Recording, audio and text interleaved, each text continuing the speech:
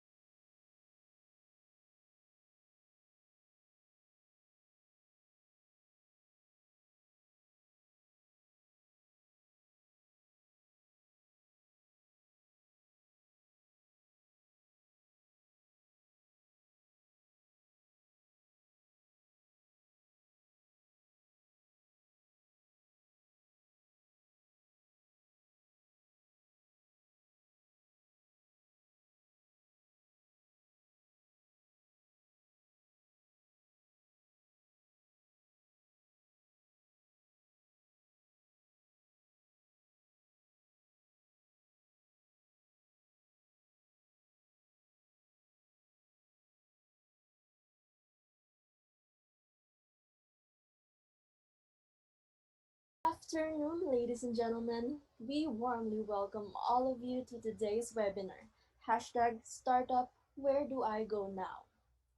This webinar is brought to you by the American Concrete Institute, Philippines Mapúa Student Chapter, in collaboration with the Mapúa Radio Cardinals.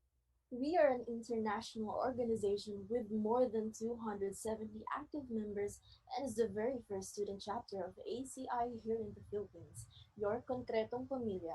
We are your MCs for today. I am Andre Mariano. And I am Wendell Guevara. And to start the program right, we have prepared a very short doxology to put ourselves in the presence of God. And this is to be followed by the national anthem.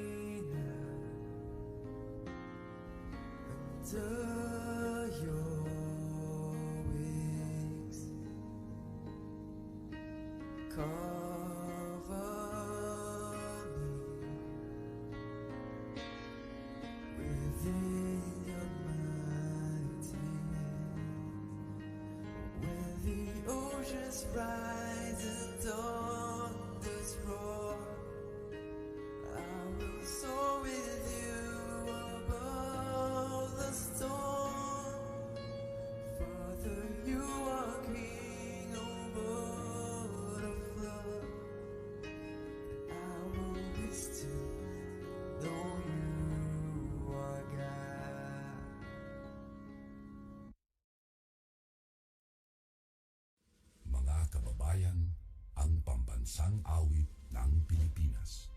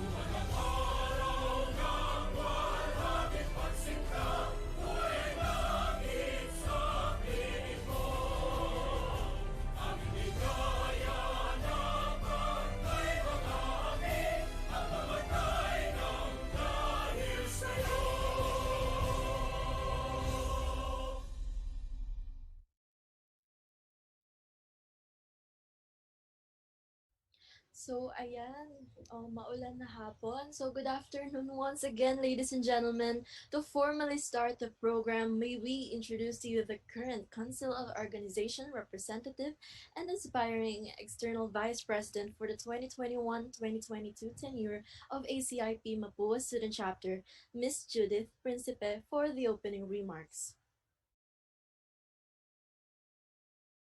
Ladies and gentlemen, to our dear participants, guest speakers, Engineer Mijares, and Dr. Ylla, and to the entire ACI Mapua Student Chapter community, hopefully all of you are being well today. It is my pleasure and privilege on behalf of ACI Mapua Student Chapter to welcome all of you to this webinar with the theme Start Up, Where Do I Go Now? Today will be a great day for all of us because this webinar will enrich our knowledge and insights regarding the theme of this webinar. We come here today to listen to the experiences of our notable guest speakers to capture the learnings from their experiences. Without further ado, let me give back the floor to our enthusiastic host, and again, a very warm welcome to each one of you. Recording in progress. Wow, those words are indeed perfect for a good start, isn't it, partner? Thank you po, Miss Judith, for those wonderful remarks. Before we head on to the program, we would like to remind everyone that there is a need to answer a post-evaluation form available later after the event, with the proof or screenshot that you are watching the webinar live. We would also like to encourage everyone to comment down any questions that you have during the webinar, and we will take note of it for the question and answer part later on. And without further ado, we will now be formally introducing our first speaker for today. It is an honor to introduce and to be of service to a very inspiring woman in the field of engineering. Our speaker for today is a licensed civil engineer, accredited materials engineer 1, and a certified patent agent who has passed various distance learning courses at the World Intellectual Property Organization based in Switzerland. With almost 30 years of industry experience, she was conferred with back-to-back national awards, the 2019 Malasakit Award and the 2020 grand winner of Alfredo M. Yao Intellectual Property Award. She has also been the auditor of Philippine Association of University Women, the board of director of the Mapúa CEENSC Alumni Association, and the founder-president of Finite Element Institute of the Philippines. Our speaker is the CEO, founder of Polite Technology Incorporated, a startup, local manufacturer that uses green innovation and technology to contribute to nation building. Famously known as the feminine genius, let us all give warm welcome to our very own Mapua alumna, Dr. Ria Liza C. Canlas. Good afternoon po, Dr. Ria. Good afternoon. Maybe I'll just share the video later, no? So I'll share my file. Pwede ko na palang i-share yung video nila. Para lang mag-set ng mood.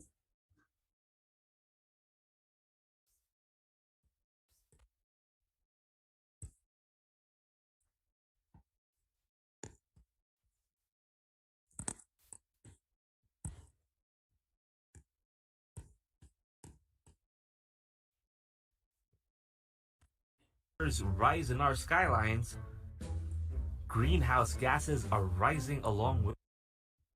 Guys, may volume ba?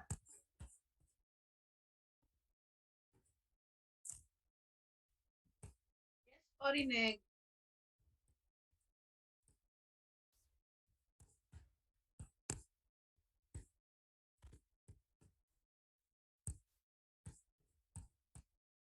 Okay lang yung volume, guys, no? Yes po, ma'am. Yes po.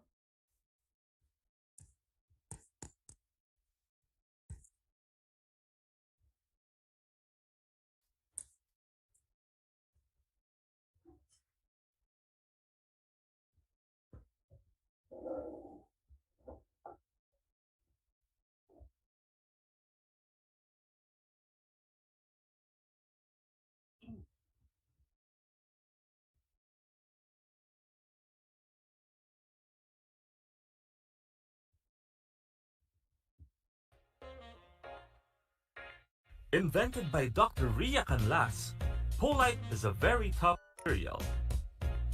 Unlike cement, which is environmentally unsustainable, polite is made of eco-friendly and natural materials. Polite products are easy to install, very customizable, and extremely strong. It's lightweight. I can even install it myself. This is waterproof, fire retardant. You cannot find in the market a similar product that is equipped with all of these properties. Polite selfie tiles look hip and cool. Even Marriott Hotel thinks it's Insta-worthy. While polite hollow blocks are so easy to install, it's like playing with Legos. You can already select if you want the plain or the brick look or the tile look. You can even have a hollow box that has a printed design on it already. So that's giving your house instant aesthetics. For its innovation, form, and function, Polite has been recognized with the Good Design Award Grand Prix as a promising solution for the country's housing gap. Strong, sustainable, aesthetic. Polite is ready to shake up the construction industry.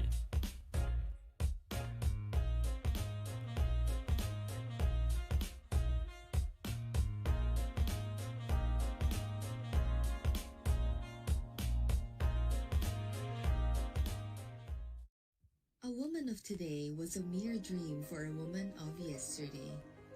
History has shown how difficult it is for a woman to cement her space in the realm of science. But today, we take the lead. We set the standards. We are in the front lines. We are women. We work to create a world where a woman can choose science as her journey, where technology is her uninterrupted road, and progress is her destination. We work to create a world where a woman in science is the norm, not the exception. A world where she is a constant educator, innovator, mentor, and leader. A world that is, and will continue to be, an inclusive and diverse global scientific community. I am Marisa Bugliton. I am a supervising science research specialist. I'm a woman in science. I am Dr. Ylla. I am an engineer scientist, and I am a woman in science. I am Marcella Sciences. I am a chemist. I am a woman in science. I am Ernestina Peralta. I am a researcher. I am a woman in science. I am Concepcion Ponce. I am a chemist. I am a woman of science.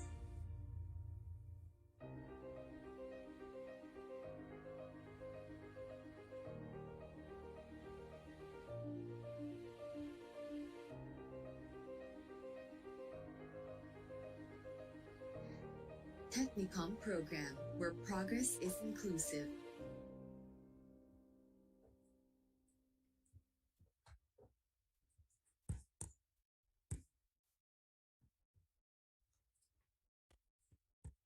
Okay, actually I cannot hear myself the audio of the video. I hope you can hear me, guys. I'll be sharing my screen. Um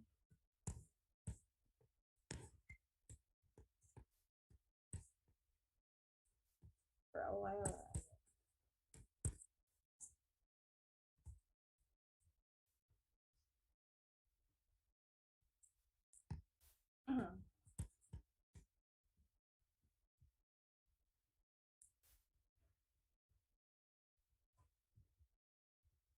Medyo bagal yung aking internet for now at saka maulan, kumukulog. So good afternoon, fellow Mapuans. While waiting for the video, for the PowerPoint, I'd like to congratulate the ACIP, especially under the leadership of Reina, because I really admire all of you because wala kayong holiday and Sunday, no? You are very much busy with your quarter sem, but in spite of being busy, and I know most of you are taking their thesis and CE project all at the same time, you still have you use up, no, you maximize the use of your Sundays and holidays to learn new things and to equip you further. Did you know that that is one of the skills of being a startup? Okay. So I really admire millennials like you who really take time, no, to attend things like this that you normally will not see or will not read in the books or will not be part of the discussion that you have in a regular classroom lecture. So the topic was very good. Magaling din kayo sa sa pag-identify ng topic, very innovative. And when I am seeing the topic start up, where do I go now? Actually, where do we go now? I often recall the song of Sweet Child of Mine, 'di ba? Yung Where Do We Go Now? I like that song, and that song was repeatedly saying where do we go now? Where do we go now? It's like passionately asking, no, as if you put yourselves on the shoes of that singer, you'll really be asking, where do I go now? No, parang ano ba? Do I have to plan my life ahead? Now, this is very important that you plan your life ahead as early as now. You already have a perspective because it makes sense to start young. Okay? Now, there are these scenarios. All of you in this room are part of the construction industry, and later on, I'll give you some insights why construction industry is very important, and it's a new normal. So we're not going back in the old normal. So probably what we should know, what we should learn, what we should adopt is in the new normal. Things that not yet happened. So in all the plans that you do, the new normal should have been a basis already. Then the new normal is an era for innovation. Yes, because it's a start. It's a restart practically, no? When everything is changing and everything is so unforeseen, and so fast moving, no, technology are fast moving. So therefore, this is an opportune time for us to really have a startup. And then construction is in the forefront of healing in all the technology, in all industries that were affected by, say, COVID. Construction is said to be one of that who would will aid the world in healing from the pandemic. And you have options. You have option to be an employee, and being an employee does not excuse you from being a startup to, or having a startup mindset. That means you are employed in the company, but you are an entrepreneur, meaning you act as if you are the owner of the company. This kind of employees are actually asset of the company, no? When a particular employee did not consider the company he's working at as as others, no, and consider it as if his own, then probably the way you work would be very productive. While another option is for you to be an entrepreneur, and I'd like to introduce another term, which is a startup. And later on, you're gonna realize that there's practically a difference between being an entrepreneur and a startup. Now, what's good about being a civil engineer? We are one of those considered as a first class professional because we really don't need employment to earn, because the moment you become a licensed engineer, automatically you can offer a business called uh, a business type called service. So automatically, just the practice of your profession, you are already mimicking, no, a person who is an entrepreneur. But you know, being an entrepreneur does not stop by simply practicing a profession, because how do you practice your profession, guys? You need your license and you need the PTR, the professional tax receipt, which you can get from the local government unit where you are living or where you are working. Automatic yun, no? So when you sign the plans, you always include there your cedula, your uh, tax number or TIN, and your PTR number, and of course your license number, plus all inclusive dates that are stated or stipulated in your PTR. So you renew your PTR every year, no, every January in the LGU. And if you do not renew that on a regular manner or in an annual manner, you will get a penalty. Okay? So that's a practice of profession. You have to report to the LGU that you are practicing your profession. And then uh but if you want to be really an entrepreneur, okay, in the business side, not just solely a practice of profession, that's the time that you have to put a company. Maybe you can call it a construction company, but later on there'll be a lot of what you call this there are a lot of facets of having a construction related business. But let's say, for just for the sake of discussion, we call it a construction company. Then this time you're entering into a business. Okay, you're entering into a business wherein you will be the owner of the business together with your team, which I'll be discussing later how we get the licenses. What permits do we need to operate as an entrepreneur? Okay. Now, an entrepreneur can also be a startup, but later on, I'll give you a better perspective to understand what is the Philippines definition of a startup and what are the opportunities that awaits all the startups. Okay, so you'll be getting a very good distinction of these two as we move along in the lecture.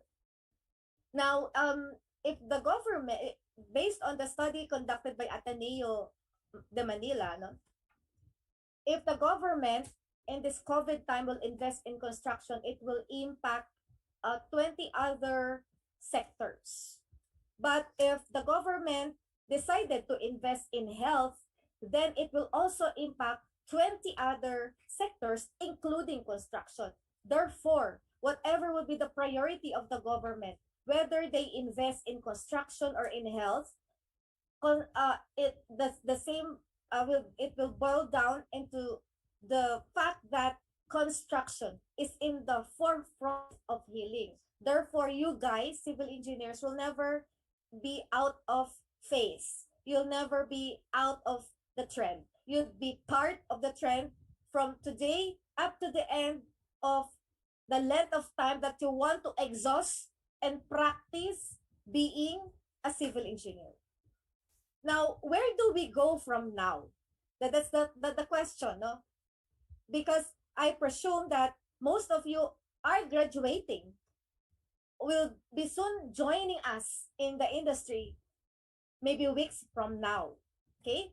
So where do we go from now? As I move you into this roadmap, okay, I'll also share some insights of what happened to me when it was my time. Again, we are different, okay? We're different generation.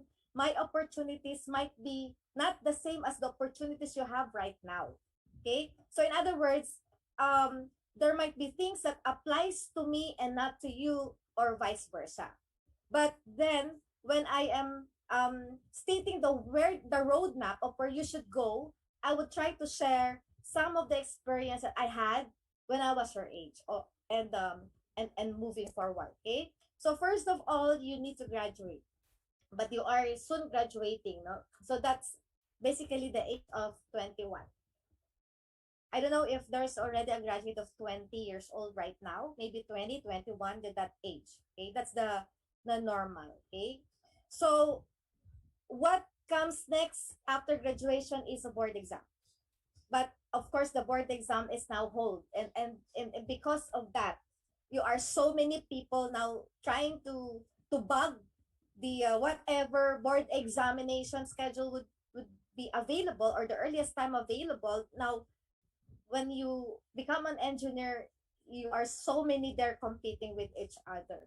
Okay, now during that time, of course, it makes sense to focus on the review first before joining the job, so that you have to dedicate most of the time in your review. Why? Because there are things that you would learn from the review that were never taught in the school. Sometimes your professors were not able to finish the whole curriculum, so it makes sense to review for the board exam, so that you can have a more comprehensive learning on a particular uh, examination. No? Pero kasi just to share, kasi ako, I believe in two things to pass the board exam, which I'm always sharing to my students. No? The two things that you need to pass the board exam is, number one, of course, you need knowledge. Knowledge is, of course, you earn that when you study. So in other words, this is just one. That's just one of the requirement. But the other one is, call it luck, or the others call it blessed. Okay. Luck, blessed, whatever, however you call it, you earned it from doing good. So there was a time when I told my students, oh, you have to do this. Like, if you're crossing the street, you have to to guide the old people crossing the street. You have to guide the pregnant women, etc. There are a lot of things that you can do good. No, it's not just going to church. Kasi, di ba yung mga students, when they're about to take the exam, they go to different churches, blah blah blah. But apparently, it's doing good because it earned you points. No? So I had a student previously who's now a very successful civil engineer in Singapore. She told me after the board exam that, oh, ma'am, I passed the board. I did not study, but I just do good. Well, anyway, it's a very proven formula. Okay, now, of course, after graduation, you're out there seeking for a job. of course, you have to be employed at first because you have to learn. Okay. Uh, Reality is that when you join the industry, it's only around maybe 30% of what you learn in school, or maybe 10% or 20% of what you learn from school is practically being used in the job site. Okay. When you're in the job site, when you first enter that job site, it's like you're a student because you didn't learn in the classroom what you expect inside the job site. It's a learning process. You learn specifically from old engineers, from good engineers, from experienced engineer. Yung kasabihan natin na papunta ka pa lang, pauwi na ako, it's true. Okay? When I was young, I look up to these engineers that, just by using their an eyeball inspection, they already know what's wrong with your task, no? Alam na agad nila, oh, you pour concrete that has overmixed or mixed more than the required time, no? They already know the output, the quality. Ako naman nagugulat, parang paano niya kaya nalalaman yun? Okay? So of course, as you go along and immerse yourself in more projects, that you can have that feel already na isang tingin mo pa lang, you know that there's something wrong with the type of work done by the people. Okay? Kasi tayo, scientific when we lead, no? Their employment is a learning curve. Okay? Now, there will be a time when you realize that employment is not enough. There were many factors, no? Example, in my case, for instance, the factor is that I'm a woman. Okay?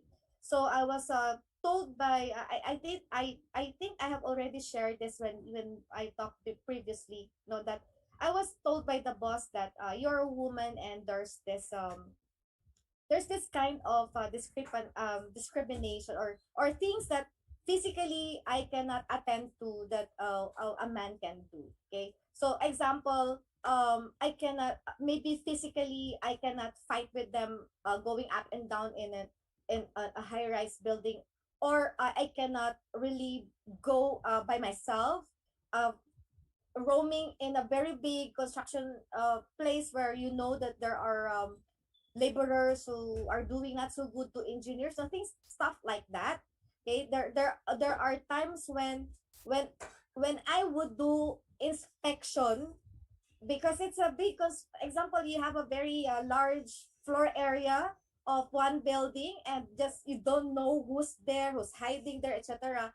I have, as being a lady, I have that privilege to have to be escorted sometimes, no, by utility people or labor, so that they're for safety. As I've said, no, my time before may not be applicable the time now. Okay, in our time, there's no CCTVs, there's no mandatory wearing of the hard hat. So I've had experiences when workers would, be hit by a falling debris and they will die instantly on my side. Well, because it's different being done before. Okay, so that's one hindrance or a limitation that I have seen, no. But some people, some of my friends who are now really very who's also Mapuan, who's now doing good as a contractor, for them the limitation is that they don't get the kind of salary that they want. No, they cannot enjoy financial freedom.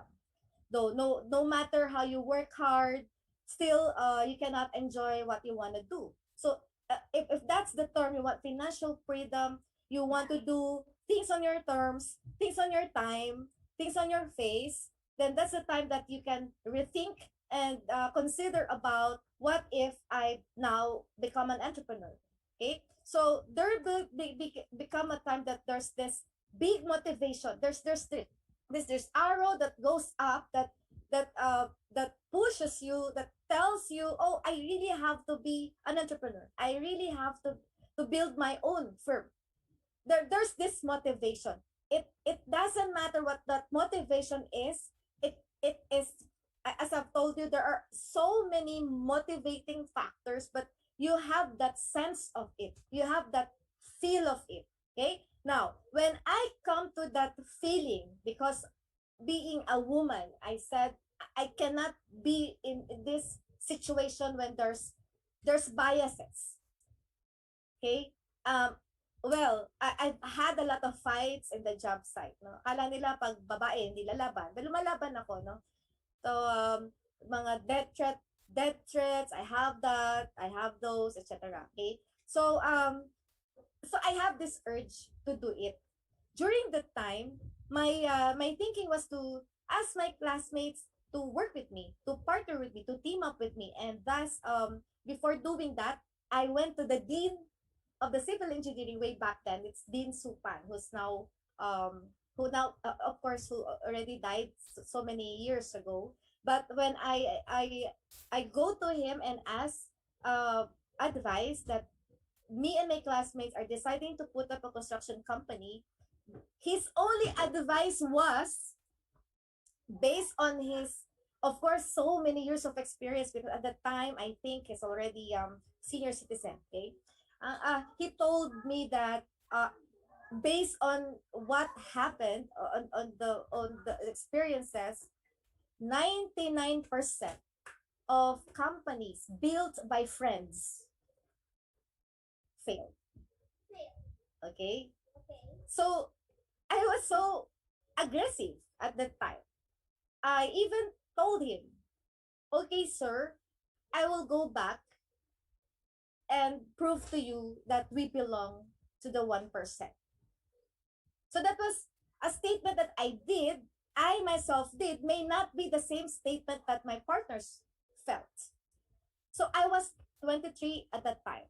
So at the age of 23, after 2 years of work experience in high-rise building and mostly vertical projects, I have to decide to put up my own company. Okay, so the typical, no? You do your logo, you do your company name. Lahat yan intellectual property. Pag-uusapan natin yan later. Okay? Yun yung umpisa eh, di ba? Parang, ay, kailangan ko ng logo. Why? Because it represents us. Tapos nagbalagay ka pa na, oh, does the logo has a story, blah, blah, blah. So, intellectual property yan, guys. Okay? One of the best protection for your business is your sign of goodwill. We call it a trademark. Okay? So that time, you know, with limited funds, no? With limited funds, with limited, maybe not the kind of motivation that you had with your team. That's a big problem. Okay? Mamaya pag-usapan team. So in other words, there comes a time when I felt like I don't have that much knowledge yet. I have to go back again to working because I have to gain more experience. Like I want to go experience consultancy, I want to experience horizontal projects, and so on and so forth. Project management, for instance. So in other words, I go back again and be employed with previous secretary of the PWH, that's Berkanla. So I was so young then. I was the estimator of the mausoleum, okay, of President Marcos, no? And then kaya pag nakikita ko yun, oh, I was so young at that time, okay? When the computer is still using DOS, and you know yung WordStar and that Lotus, that's equivalent to Excel and Word, no? Masyadong ano yan, masyadong malayo doon sa kaya nyong gawin ngayon. Okay? Now, I move on to being a startup. Okay? Madaming akong dinaanan. Okay? My time is, maybe not so far from the time of Sir Adam when there's this as a revolution. So, there's economic problem, therefore, projects has to close, etc. And thus leads to a lot of civil engineering diversifying. So yung nang maganda sa civil engineer, we can practically go into any line of business because we're practically high in analysis in mathematics. Very analytic mind. A very analytic mind can basically go anywhere. When I'm doing my product, no, when I'm mixing concrete, I said it's the same as mixing adobo. There's no difference at all. Kaya I may enter food business, I may enter construction, it doesn't matter because why? The very core concept of strength of materials are there in any product development that I see, no? Yung ano, kasi nasabi ko yung mga HR, nasa food technology, example, you're designing a jelly with the cheese inside and you don't want the jelly to deform when you put the cheese inside, the strength of materials. Now, how to design this gel very strong so that that doesn't deform with anything or stuff that you put inside, no? Things like that. Okay, so there are so many experiences until it had to lead me to a so-called startup, which I'll discuss later. And this startup has practically changed everything. So there are no choice. There will be no choice but to go from that startup up to the peak of it, and you can see a very linear graph that goes with the curve, because it's a very hard process. There's this gravity naman that goes down. The gravity, that the arrow that goes down is bigger than the motivation that you had when you started.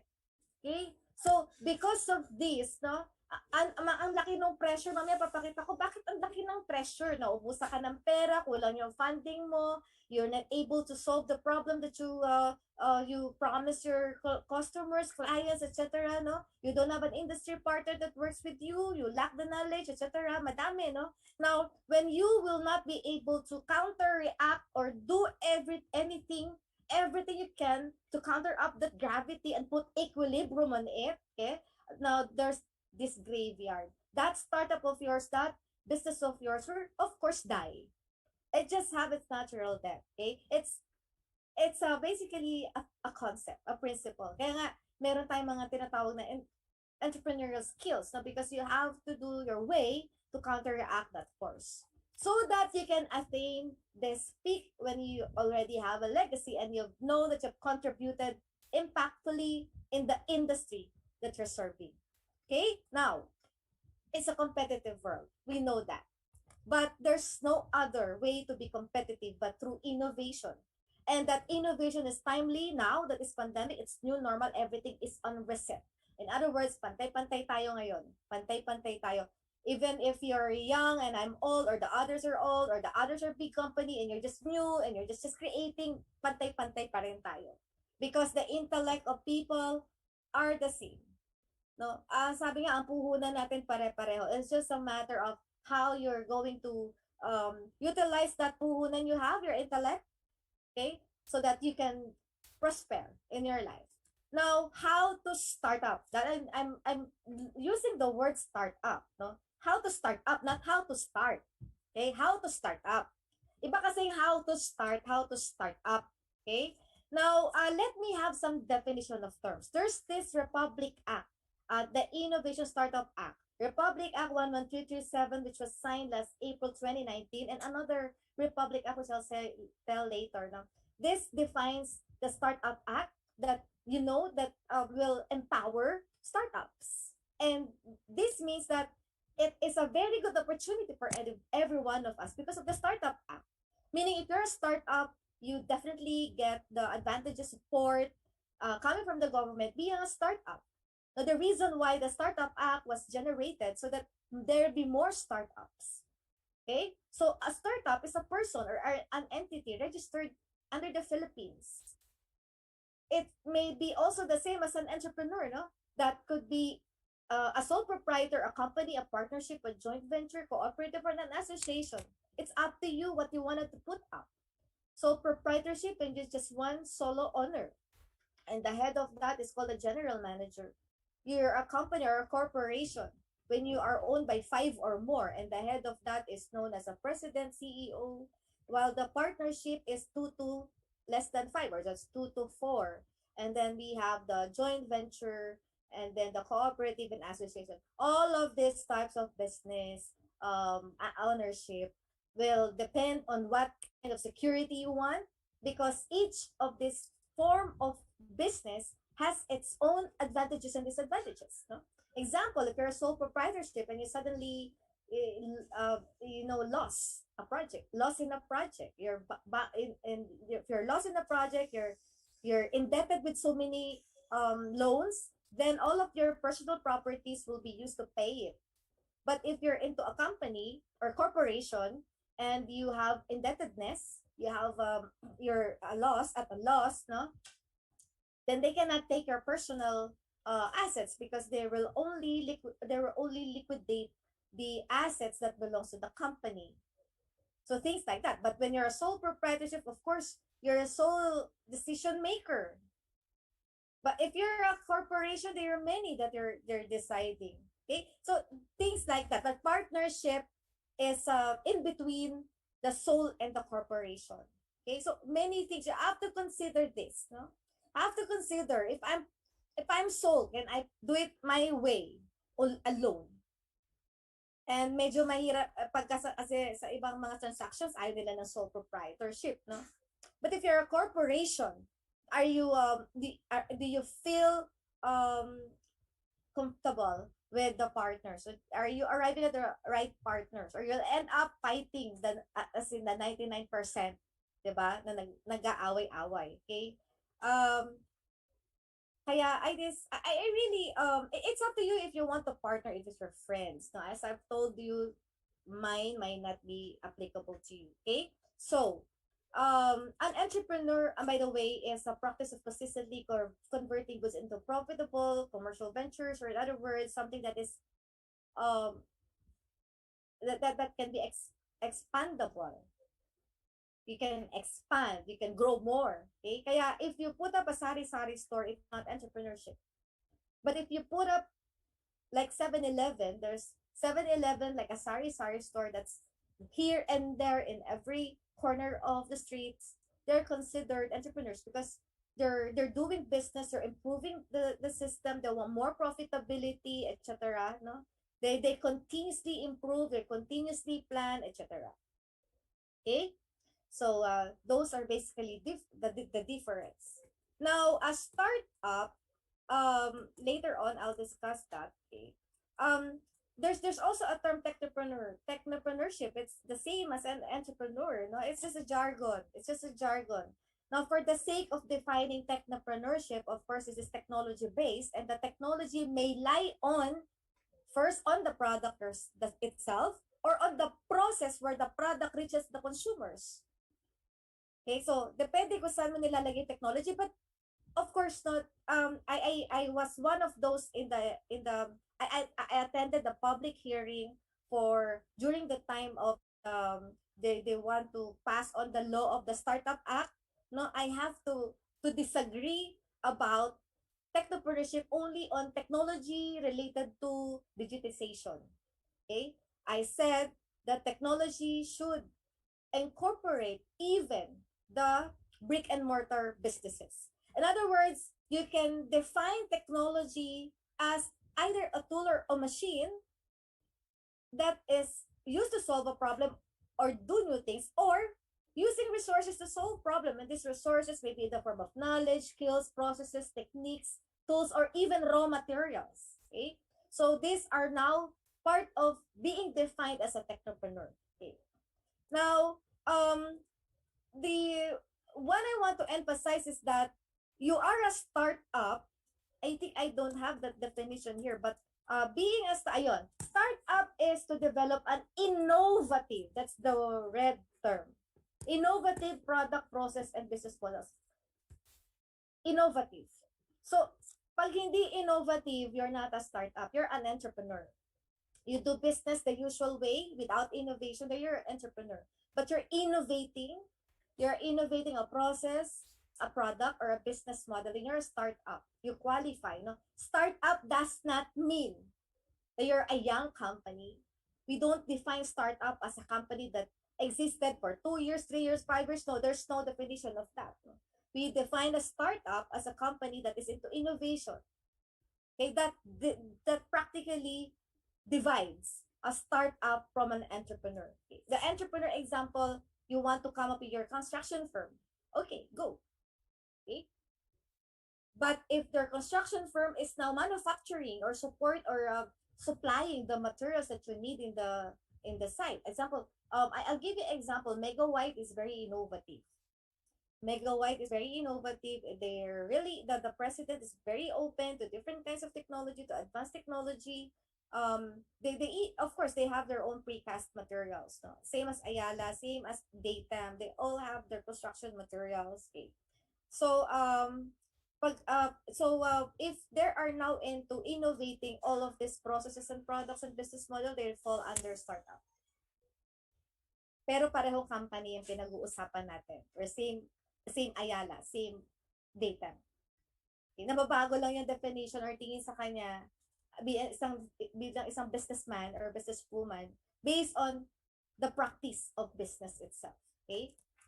Now, what is innovation? Innovation is it pertains to creation of new product that results into that are spread, transferred, or commercialized. Dapat new idea, naging adapter. Pag hindi, research lang yon. Okay? It's not about just a new idea. The new idea has to be spread, transferred, and commercialized. Yun ang innovation. Kasi iniisip natin, very innovative ka, anong dating? Masyado kang, original ka mag-isip, very unique yung naisip mo. Naisip mo lang yun that's not innovation. It's a new idea. It's not innovation. Ang innovation is dapat yung new idea has to be spread, transferred, commercialized. Nagamit. Okay? Naging product, naging process, naging model, naging service. Pero naisip lang siya, nag-stuck lang siya dyan, may qualify under research. Pero once na ginamit, inadapt, di ba? In a form of something tangible or kahit intangible pero naging kasama sa process, then it's innovation. And nowadays, guys, para mga millennial, no? Masyadong environment concern, masyado kayong very very critical about the usual the good practice. Mga mga gusto niyo yung ayaw niyo ng mga violence, ayaw niyo ng mga against the law, di ba ganyan ng mga millennials. So, now pag nag-innovate ka, always ask yourself, what is the social impact? Will it generate job? Will it alleviate the poor? What's the economic impact? Will you be a step better than your previous self? And does it mitigate climate change? Everything that we think of should have an impact. Otherwise, don't try to dare doing it. Kasi hindi rin siya magiging ganun ka-impactful. No? Another Republic Act that supports startup is the Philippine Innovation Act and the Innovative Startup Act or ISA. Pareho silang newly signed 2019 and then nag-pandemic naman the following. No? So, there's of course the Innovation Council that will support yung mga startup.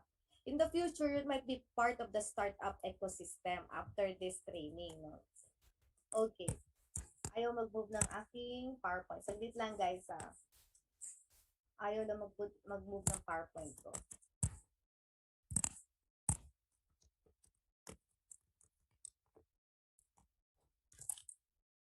I have to reshare. It's not moving. It's stopped.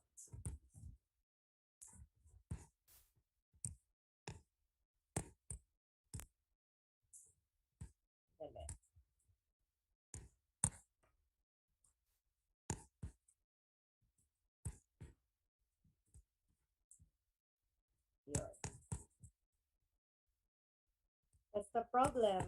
It keeps being stuck. Okay. So now you're now into innovation, meaning you wanted to come with a business where you have these new ideas that you'll spread, commercialize, and transfer. Being innovative will give you a good niche in the market. You don't just di ba, competitive, no? You're here, example, you decided to come up with a construction company, but yet you're not offering anything new. So maybe you might find it hard to compete with those who already have a track record. No? So makag-compete ka lang kapag innovative ka. No, right now, I'm having my my graduate program in Thames International. Tapos meron architect. Bata pa siya pero she's into something. She's into slow construction or the slow fashion. No? Slow fashion. So going towards siya sa design of houses that are very personalized to the person. Very slow fashion nga ang tawag nila. Yun yung offer na unique in the market. Ibig sabihin, you have to offer something that's not being offered by your competitors. Okay? Ganon dapat ang thinking natin. Okay? Because we want to make an impact. So in other words, innovation is to form the ideation and then the adoption. When you're ideating and you're using your intellectual property, you're able to come up with something new, something inventive, something original, something non-obvious or individual character. If you're doing this, you deserve an intellectual property. So you have to know your intellectual property rights.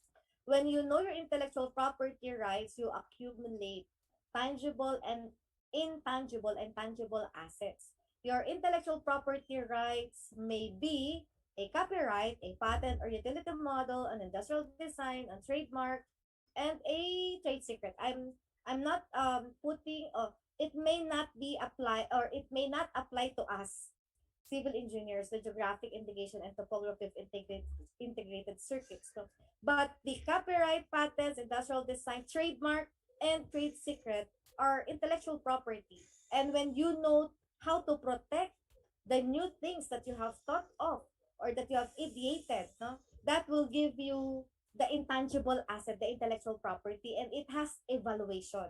It has a corresponding monetary value. Typically, they use the NPV, the net present value, no, to determine the monetary value of an intangible asset. Intangible, hindi natin nahahawakan. No?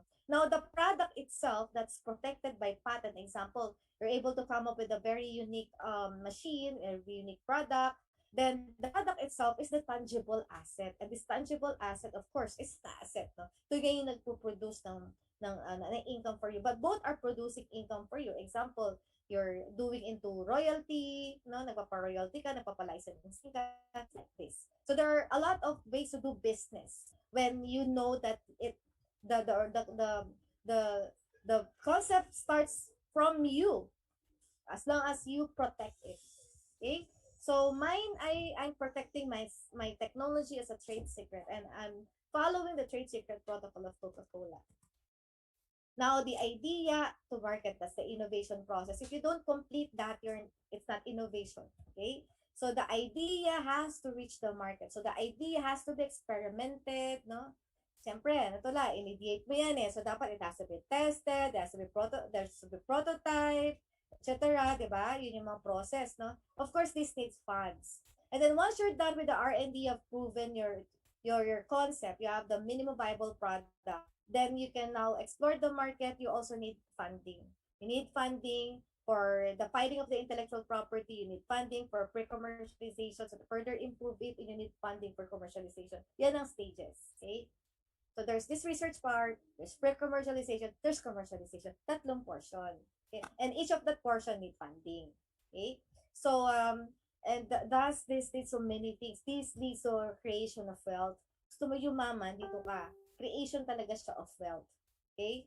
Then, so creation of wealth because you are now having your tangible properties and the intangible properties in terms of your intellectual property. Now, just let me tell you that according to the Civil Code of the Philippines, ownership is acquired through occupation, intellectual creation. Okay? You either work for it or you create it. It's the only way you create ownership on anything. Okay, now, we have different landscape of innovation. Example, ano ba gusto mong business? Ano ba yung business mo? You come up with a disruptive product. Ano to? Na pag in-introduce mo, it will change.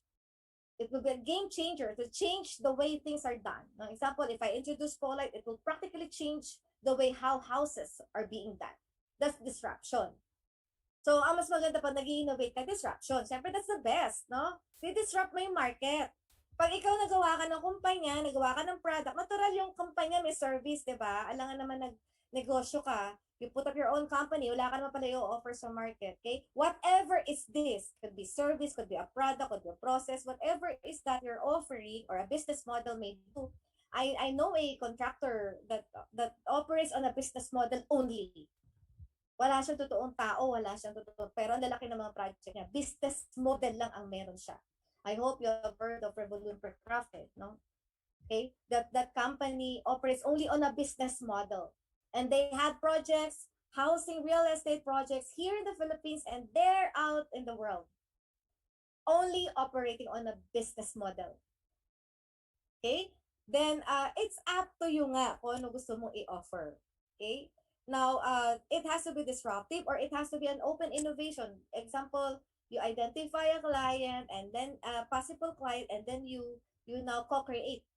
Usap ka, o ikaw ba, ano bang, what do you need in a construction project? What do you need? What's your problem? O sige, let's solve your problem and then let's work on this. Okay?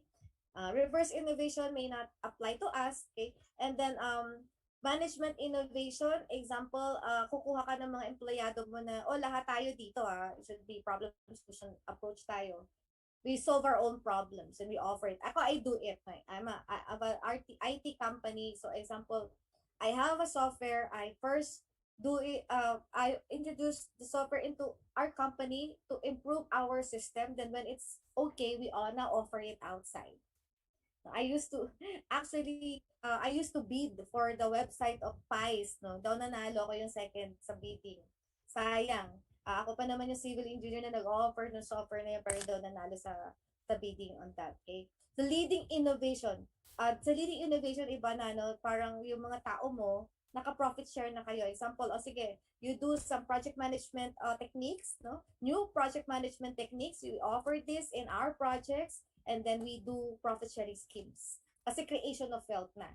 So, tinuturuan mo na yung mga tao mo na, lahat tayo dito ay gagawa ng mga solutions to a problem. And then kapag we offer it in the market, we do profit sharing scheme. Of course, there are so many models like that. No? Mga project managers who are into a profit share scheme with their bosses. It's up to you how you negotiate or it's up to you what's the model you want to follow in the company that you will produce. Okay? Now, your idea that you want to offer in the market may be architectural, meaning new market, but existing technology. Okay? Example, new market, existing technology. Example, the existing technology of housing. And then, ang new market mo is millennial market. Dati walang millennial market. Basta nag-housing. Pero ngayon gusto mo, no, I'm now millennial marketing. You're now offering condo type, yung mga, ang tawag, mamaya mayroon tayong discussion na gano'n, compact houses. That's what millennials want. So ngayon, ang technology mo, ino-offer mo for compact houses. Okay? Or you can be disrupting nga, existing market but new technology. Example, yung sa akin, example, yung sa akin, this is disruptive. Existing yung market of example, walls, but my technology on walls might change or disrupt the way walls are done. It can be incremental. Meaning existing market, existing technology, but you're improving, okay, the system. You're offering something new. Ito yung dapat may competency enhancement. Okay? Dati nang ino-offer, pero yung sa'yo may add-on. Example, before, I do complete designs of houses from architectural up to end with free feng shui. Well, that's my value added, no? Maybe hindi in the form of innovation kasi nung araw naman hindi naman uso si innovation, pero sa akin innovative 'yon. Kasi yung design ko nababago based on personality of my clients, etc. I always do value added kasi example, if 10 kayo nakausap na engineer ng client, kailangan makuha ko siya. Kasi dahil ako may unique value proposition being offered. The other one is radical. Radical is the hardest. It's new market and new technology. This is this destruction of the existing technology, an entirely new product that you're offering. It's practically very equivalent to market push.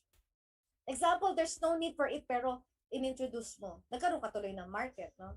Example, you introduce safety shoes that are smart. Smart safety shoes, for instance, you introduce that. So, yung smart safety shoes na yon is not needed. Pero na-introduce mo, na-create yung market at marami na nag-order sa'yo. That's radical. Okay? That's so many things to think about. No? Hindi ka mauubusan ng idea. Commercialization is to start the startup. Okay? You start from the big picture and then scrutinize each part. It's like solving the maze backwards. So in the startup, there's these two components, the idea and the team. And you know what, guys? The idea is just 30%. It's the team is 70%. That's how it is. No? That's the success formula. It's more of the team, the attitude of the team rather than the idea. Okay? 30% lang yung innovation mo and the team is 70%. That's more of the point of view of a funder, of the funding institution, okay? So how's your team? Do you want your team to be collaborative?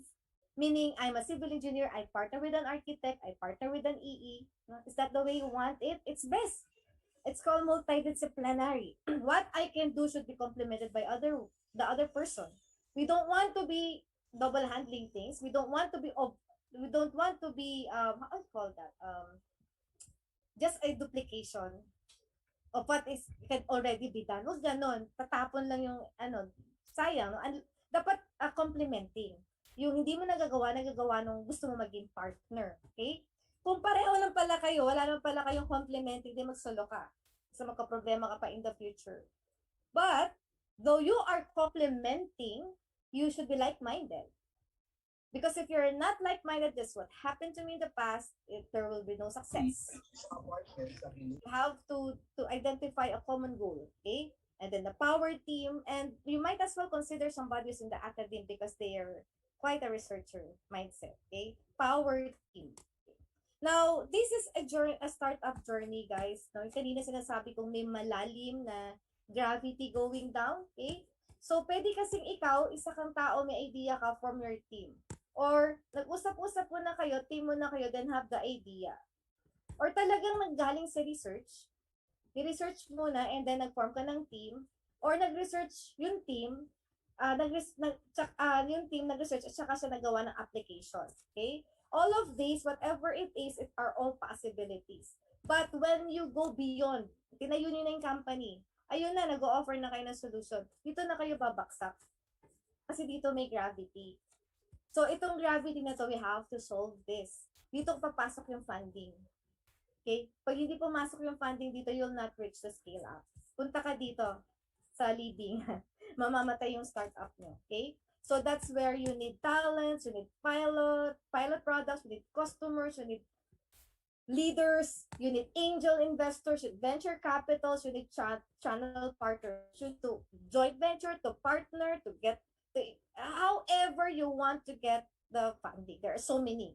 So there are so many models of getting partners. Okay, I have one of our officer in the CEM is very good at this. Kasi very exposed sa PPP, a private partnership. PPP, it's in the dulo of my mind. Pero very exposed sa ganon. So, ang galing-galing na gumawa ng financial standing, ng valuation, blah, blah, blah, financial, economic and financial papers, no, for projects para makakuha siya ng mga funding. Example, gumagawa ka ng mga buildings. Example, you're doing condominium units or noong araw, they're doing dorms. Madaming dorms sa iba-ibang place. So, palaging partnership yon. Kumukuha lang ng mga investor, another building, investor na another building. So, dami niyang project. Okay? So, but style lang nila kung paano gamitin yun. Okay? So, I'll skip some. This explains, no, may certain point sa buhay ng isang technology. Kasi yung technology is, meron siyang scale, 1 to 9. Hanggang sa mabuo mo, mula sa iniisip mo siya, hanggang sa inalabas mo sa market, 9 phases yon. But within number 4 to 7, you dun ka mamamatay. That's the value of death. So, kailangan mo ng infusion ng capital. Okay? So, what's the funding needed? You can spend your own money. It's bootstrapping. Bootstrapping is when you capitalize on yourself. Okay? But you can do seed funding. Example, pre-commercialization. In an experiment mo pa lang, wala product sa market. Seed fund ang tawag doon. Who typically gives seed fund? Government gives seed fund. Okay? Or capitalists may give seed fund, pero ano yun, very not unless the investor have seen that the seed is very good, mag-invest siya dahil. Kasi yung seed katag siya walang nakikita kasi na experimentation stage ka. But once experimentation stage, so nagkakaroon ka na nata-trial mo na. Example, yung product mo tinatry na ng mga ibang construction company, nagkakaroon na siya ng branches. Dito papasok si venture capitalist. That's the commercialization, venture funding. Okay? So it's worth spending your money first, but be sure guys, prior to diretso tayo, wala tayong failure. Huwag basta mag-umpisa. mag-project ka muna, okay? So you're coming up with a company, project the money that you need all throughout, and then try to think of how to source possible funding prior to reaching that point when you need capital infusion. No, na isang araw kikwento kami ng isang mapuwan din eh. Sabi niya, tol, alam mo yung developer siya, no? So nagde-develop siya ng maraming real estate property. Sabi niya, you know what, tol? Sabi niya, the first doing the development, parang umiyak na ako ng dugo. Kasi ang hirap-hirap ng pera, di ko alam saan na magpa-fund, blah, blah, blah, no? So sabi ko, good you were able to know that. Kasi saan ka kumuha ng pera? Madami. So, angel are friends and relatives. And yun ang angels. People who would invest in you because they know you. Yun ang angels. They invest by kailan nakikita ang success point sa'yo, pero naniniwala sila sa product mo, sa'yo, 70% sa'yo, 30% sa product mo, so nag-i-invest sila, angels. Pag venture capital sila, friends, kailangan may nakikita lang sila something na proof na talaga mag-i-invest sila sa company mo. Okay? You need investor, of course. Dapat continuous investment. Kahit naman malaking company, may liabilities. No? Mayroon pa rin silang investors. Okay? You're a startup, you have your own resources, your parents are rich, you're nice. Okay, para ka na si Darna, no? But if you're a startup, you don't have no resources, then you can find for external funding. Okay? Meron yan, government and incubation. Marami yan, guys. Pwedeng magko-consult kayo. Siyempre, ako kasi, I'm open for consultation. I had this startup because I also saw a startup previously. I met the first geologist who was funded in coming up this detector in buildings. So, way back mga 2014, yun. Dinadetect ng mga vibrations ng mga earthquakes, blah blah blah. Nung nakita ko siya na fund siya, nagsalita siya success story. So, pwede pala yun. So, sinundan ko siya. So, pwede nyo rin gawin yun. Okay? Mahirap? Yes. Pero okay lang kasi baka maging unicorn kayo. Ay, narinig yun na unicorn. No? Unicorn is a 1 billion valuated startup company. Okay? Malay nyo lang. Kasi ang unicorn natin ngayon is in the real estate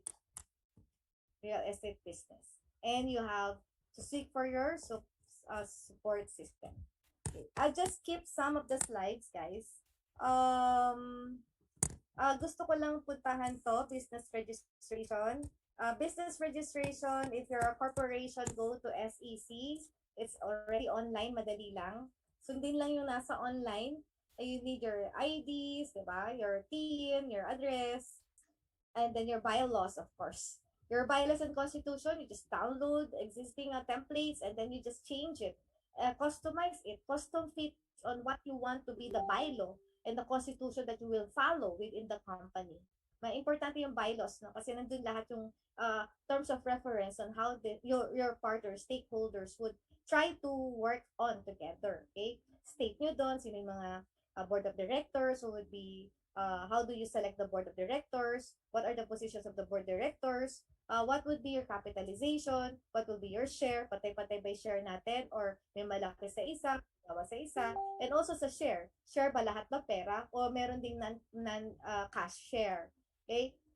Kunwari, intellectual property infusion. Example, ako, my share would not be just the money. My share is also the intellectual property. So there's this non-cash share. But non-cash share has a corresponding monetary value. So pag-uusapan nyo yan. Okay? Hanggang sa ma-identify nyo yung, so how much capital? From that capital, you have to compute siyempre, you have the authorized capital, diba? And then you compute for the pinakahuli paid up capital. Tatlo yun eh. Sagleta. Authorized and then may isa pang capital, get the 25% of that, and then another get the 25% is the paid up capital. Itong paid up capital lang ilalabas yung pera initially. And you deposit that into the But ngayon, good news because they're no longer that strict. Hindi nila titignan na talagang nag-deposit ka ng ganong amount. Okay? Importante sa kanila is that you just registered kung ano yung mga stock sharing. Okay? Part of that is, of course, you need to register in the SSS, in the PhilHealth, and then the Pag-ibig. Paglabas ng SEC mo, nandun na lahat yung number mo, so automatically, yun ang gagamitin mo para naman ma-enroll mo into SSS, PhilHealth, and Pag-ibig yung mga tao. So you have to give them those fringe benefits. If you're a sole proprietor, you go to Department of Trade and Industry to secure a name. Basically, what you're securing in SEC and the department, of course, the first thing is the name. You call it the trade name. Okay, yun yung name ng company mo. Typically, you have to choose 3 names para mamimili sila doon kasi baka may kahawig na. Pag wala pa rin, another 3. Ako, naranasan ko yan. Lahat na lang ng 3. Hanggang sa lahat na lang ng weird na walang sense sa pangalan, nilagay ko doon para lang ma-accept siya. Okay? Naalala ko na iba-ibang, sabi ko, gusto ko ng red alert, blue alert, yellow alert, orange alert. Gusto ko yun yung mga branches. No? Di pala pwede kasi may alert. So, bigla na naman nagbago ako ng concept hanggang sa napunta ako sa not so alertful names. No? Okay, no, DTI for sole proprietorship to register the name. Having an SEC and DTI is not a right to operate as a business. Okay, the business permit is from the mayor. So, kailangan, bago ka mag-business permit, kailangan meron ka muna nitong dalawa bago ka ma-secure. When you're securing a business permit, you now have the permit to operate. But, of course, you need a BIR. So, kukunin mo rin BIR para you have your, of course, the OR, di ba? If you have customer, you issue OR, etc. Then, every year, you have to renew your BIR, the mayor's permit, but the BIR, you have to pay the tax every year, di ba? Kailan nagpa-file ng tax? Should be end of March, pero pinapag-file natin hanggang mid of April. Okay.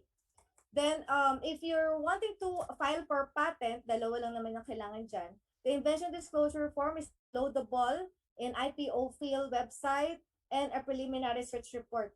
Hindi nyo alam gawin? Do you hire a patent agent like me? Yeah, that's our work. No, that's our work. The work of a patent agent is that we guide you to the specifications that is written in the invention disclosure. We guide you whether there's this invention or not. We also do the prior art search. We call it the patent search report. We do that, okay? And then we also do the prosecution. We draft the claims, that's your invention, and then we do the representation in the prosecution. Siyempre kami sumasagot kapag may mga nire-reject ng patent office yung applications. The patent agent naman will stand in your behalf to counteract.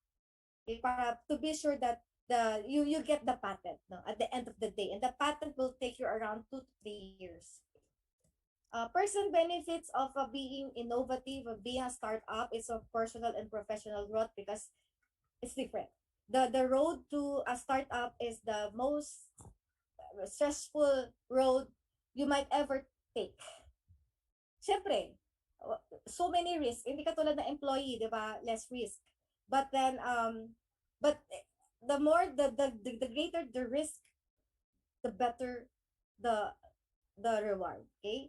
Then you get, if you're producing new, alam mo na agad na intellectual property ka. So do it. Do a trademark, register the design of your, buildings, furniture, every designing, okay?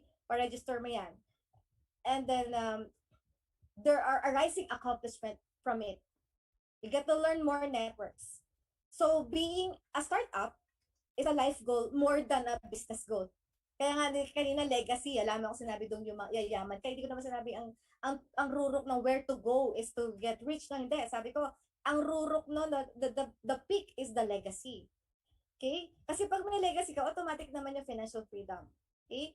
So, it's more of a life goal. You set a goal of your life followed by a business goal on how to attain this life's purpose. Okay? So, now is the very timely time to go into business. Do you still want me to put up the sample business ideas or we're running out of time, guys? Ma'am, it's up to you po. Kasi if ever, sa amin, okay lang po sa time namin. Pero kayo po, ma'am, if may guesting pa po kayo after nito. Okay lang ako kasi I can go there 3:30. Okay, so Ano lang, idea lang. Kikilitiin ko lang idea nyo, ha? Tapos, balitaan nyo ako pag negosyante na kayo, ha? Sure po. I'm a patent lawyer, patent consultant. Okay, so I can guide you all throughout. Sample business, you can do into the digital. You can like introduce ways how you can now check people. Kasi ano na, no, social distancing. Social distancing, wala nang mga wala nang mga time card. Time card, no, kailangan mga geofencing na. Nakikita na saan yung location nila. And then, in geofencing, you can also do monitoring ng lahat. Tank level, water level, irrigation, etc. You can also do, you can do the inventory. In fact, of all of your tangible, intangible assets, intellectual property, during using softwares. Softwares also for green engineering. No? Ang dami. Construction suit green. Ito yung paano ka nagpapa-accredit for LED, LEED. Meron ding Green Wizard where it's a calculator. Meron ding Autodesk Green Building Studio where dito dinidesign niya na yung mga buildings na naglalagay niya sa infusion ng mga green alternatives in the design of the building. Yung diniscuss ni Sir Ato, di ba? Design to construction concept. Yun na yung uso ngayon. Sa design pa lang, na yung construction methodology naka-embed na. Gagawin mo na lang, apply mo na lang during the construction. You use agri-based solution for coming up with construction materials such as use of bamboos, use of coconut husks, use of abaca, for different types of construction solutions. Okay? You use 3D printing. I don't know if still maybe in the future. Pinag-uusapan na namin 3D printing, kaya lang sabi nga mahal, di ba? You can do design machines, no? This is industrial design, para mga tricycle na siya. You can design heavy equipments. You can do simulation. Sa ngayon, hindi tayo nagsa-simulate ng heavy equipment. You don't ask an operator for a trade test on operating a real equipment na makaka-aksidente. Kaya ginagawa ni Megawide, simulated. Diba? Meron lang silang application doon, may software lang sila, tapos kung nagda-drive na sila. So, nalalaman nila kung magaling tong driver na to. Okay? Ganun na yung mga strategies natin. May pati trade test ng mga skilled workers. Of course, we do trade test. Diba? Pag nag-apply sa atin yung workers, masud ka ba o trade test kita? Kasama yon, di ba? So, may mga evolution na rin, may mga innovations on trade tests. Or you may want to come up with different compact housing, different tents, diba? Or offer tools. Iba't ibang klase mga kutsara, baka makaisip na kayo, ibang klaseng martilyo, baka may maisip na kayong iba, no? That's shoes. Different types of shoes. Ito nga yung shoes, smart shoes. Itong shoes na to, nadidetect na kung nasan ka eh. And I want this, ako yan ang pangit ko, di ba? Pero this hard hat here is a geofence. So this hard hat can be used as a measuring, can be used to monitor the people. So kunwari yung engineer nasa site, tas ako yung boss na sa bahay, access ko lang yung hard hat mo, di ba? So ikita ko na lahat na pinupuntahan mo, no? And then again, applying technology may mean putting your workers into more guarded time, but that's it. Ganun talaga yon, no? Ganun na yung world ngayon. I'm not discussing cold form. This is one of the technology that I offered. This is the inventor, no? Rafi, and we offered this automated intelligent crane system. We call it LMI, load moment indicator. So yung may mga lumang may mga, di ba yung mga crane prone to accidents. So ginagawa namin, luma yung mga second hand na crane kasi lahat naman binibili natin second hand. So we put this LMI para hindi siya nag-a-aksidente. Pag hindi niya kaya yung load, stop siya. Kasi ngayon yung ginagawa ng mga crane, bubuhatin, ayun, bumabaliktad siya, no? So ito yung isa. And then, of course, my technology is going to more of the creatives. Okay? So, structural, deep technology plus creatives, micro apartments, trademarks, no? Example, magsa-trademark ka. Example, Ylla has 3 different types of trademark. Megawide also has different types. May pa square, may pa rectangle, may pa heart. Pwede mo nang isipin lahat yan, no? from the very beginning. Tapos ikaw, wala kang gagawin kundi pagandahin yung service mo para nagmamahal yung trademark mo. Okay, so mga licensing, ganun yung ginagawa, di ba? Datum, for instance, also has different types of trademark, different from homes, different from builders, etc. Trade secret. Mine is trade secret, no? Trade secret protocol, so no one knows. Okay. These are okay. These are okay parts for you to explore, no?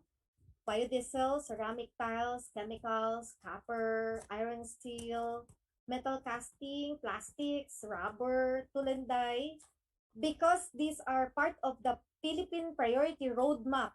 So, ibig sabihin, may support dyan pag ganyan. You can also use this kind of agri-based materials, no, in your different application, like rubber, coconut, mangoes, bananas, coffee, palm oil, cacao, and other value high crops.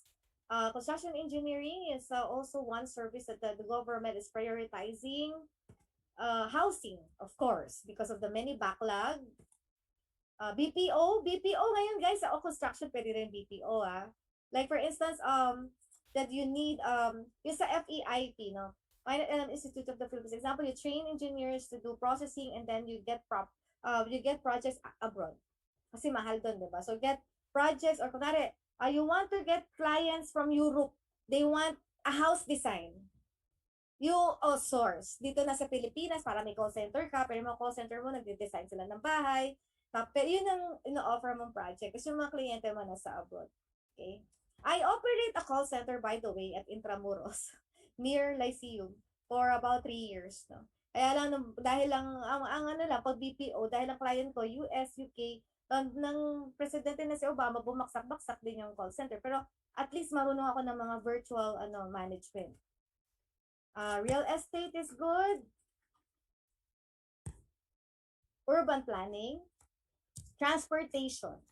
Space exploration can be also a part that civil engineers can explore. Transportation and urban, smart manufacturing, and anything that goes with resilience technology. Mga bago to, guys, nasa Philippine roadmap to. Bagong-bago. Biotechnology, material science and technology. Sustainable energy. Okay. Maybe we can, sayang, no? Ito yung mga, Okay, so that ends my presentation, guys. Ayun po. No? So thank you very much, Doc Rhea, for that interesting and educational talk. I think learning more about what it really takes for a fresh graduate to start up their career is important, especially to those who plan to take on their profession to the next level, aka entrepreneurship. So it has been a wonderful talk insofar. However, we will now be moving on po to our next segment, which is the Q&A.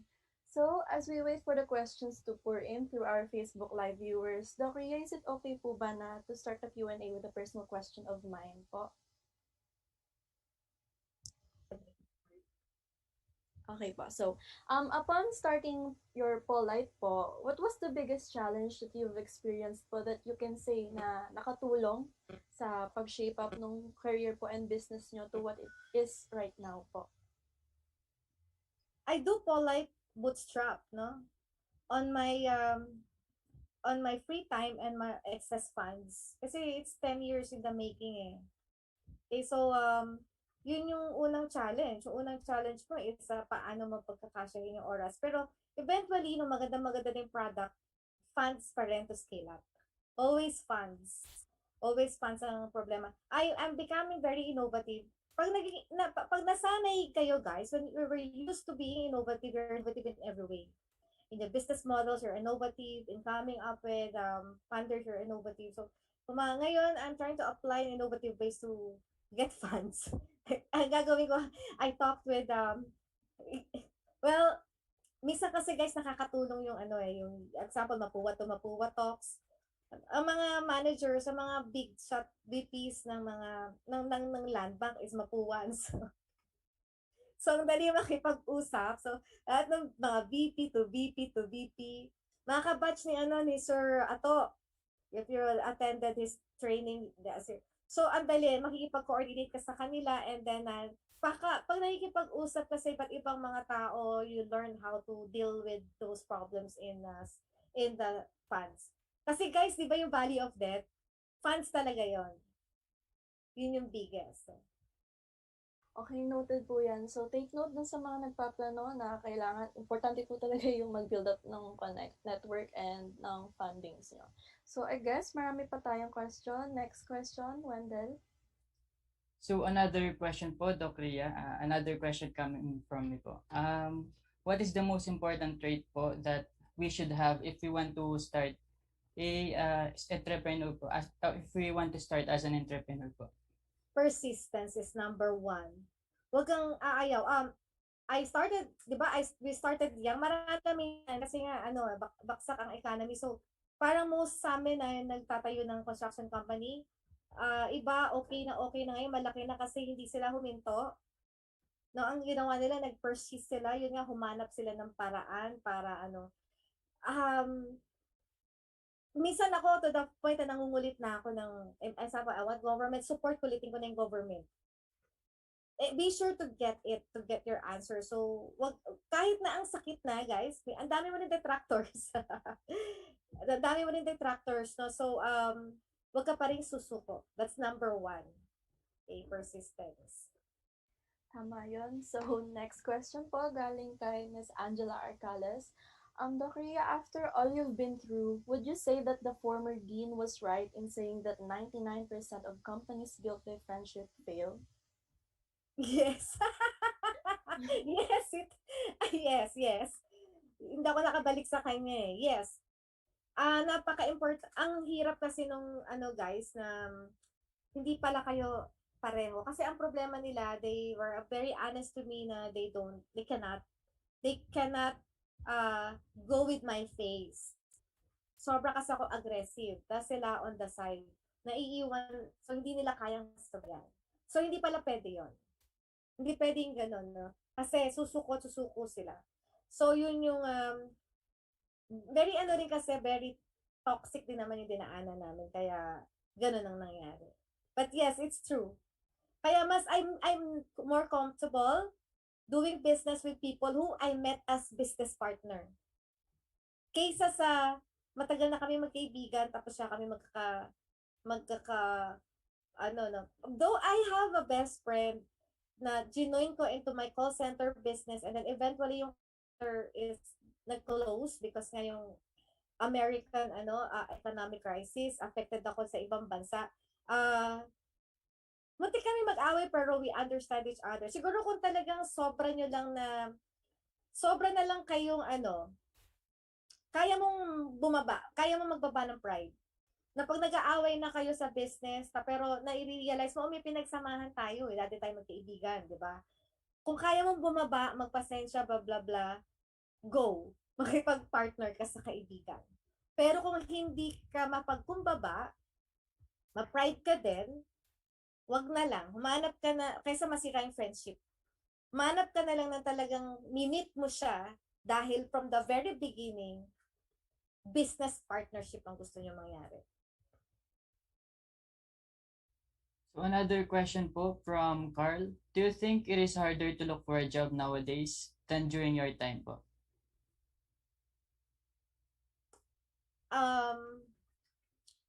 During my time is different. It's a revolution. It's not easy to find a job. Dahil baksak yung construction. Kaya madami nag-diversify. Now, there are a lot of the CE that time who diversified, do not practice at all. No?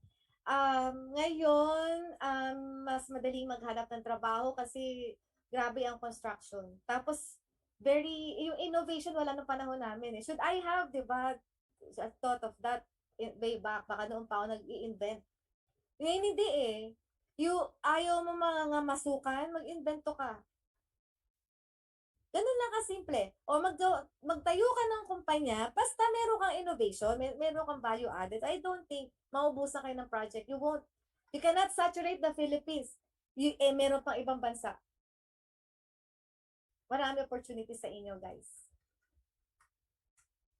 So, ma'am, care to answer another question pa po?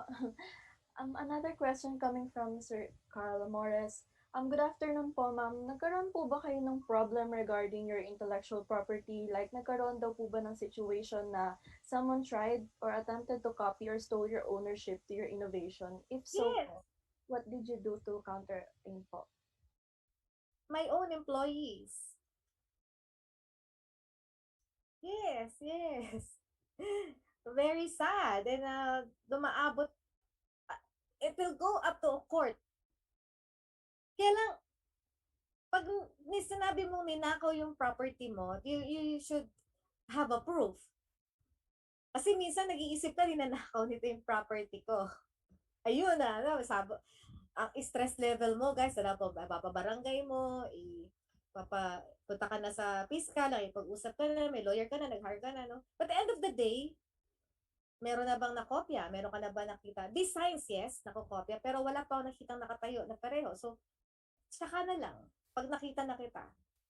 So that's it. They're very important, guys, yung trade secret protocol. Paano ko ba sasabihin sa inyo? You don't give your secret sauce because your number one employee will be your number one competitor after some time.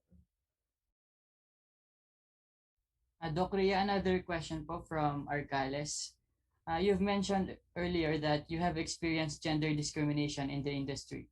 Do you believe that it is still present nowadays? If yes, do you have any advice for women in the construction industry? Yes, it's very generational eh. Pinas on eh. Itong mga nagdi-discriminate ng mga lalaki na to, namana nila yan sa tatay nila. Yung tatay nila nakita noon. Nakita rin nila yung nanay nila na okay lang din na gano'n. You women, if you really wanted women empowerment, you try to equip yourselves and be at par with men. Magaling yung men, magaling ka din. Kasi nga, in-equip mo yung sarili mo. Magaling siyang civil engineer, magaling ka din na civil engineer kasi patas kayo, nag-aral ka eh. Equip yourself because you cannot be empowered without the proper equipping, no? So, knowledge is number one. And also, helping other women. Kung natuto ka na, ikaw, may awareness ka, pag sa bahay, sinin mo, parang mali yung trato sa girls or parang sa own family ko ay may ganun din biases, no? So, dapat ikaw na yung mag-counter-react. Spread it. Kung marami tayo nag-spread nun. Gusto kasi ng UN, United Nations, 2030, Sustainable Development Goals is to attain gender equality. So, dapat lahat tayo mag-act. Patapos na yung 20, ilan na lang, 9 years na lang, no? So, yung awareness binibuild natin para kayo, lahat ng babae dito, ma-empower. Empower nyo rin ibang babae kasi dumami tayo hanggang sa ma-attain yung goal. Mabura sa kultura. Hindi madali. Kailangan natin burahin. Very rampant hanggang ngayon. Kaya lang guys, ngayon mas vocal yung babae. Nung panahon namin, tinatago nila yung totoo. Ngayon, vocal kayo, lumalaban talaga kayo, magre-resign talaga kayo, or ano nyo pa, i-shout out nyo pa sa Facebook or something, no? Kaya gano'n. Nagiging vocal. Mas magagaling mga babae ngayon. Mas matatapang. I totally agree po sa sinabi niyo, Doc Rhea. And unfortunately, sobrang daming questions na magaganda, pero it's time for our last question coming from Miss Patricia Alvarez. What are some challenges that you've encountered or we will encounter in building a business and how can we cope up to it po? How to cope up?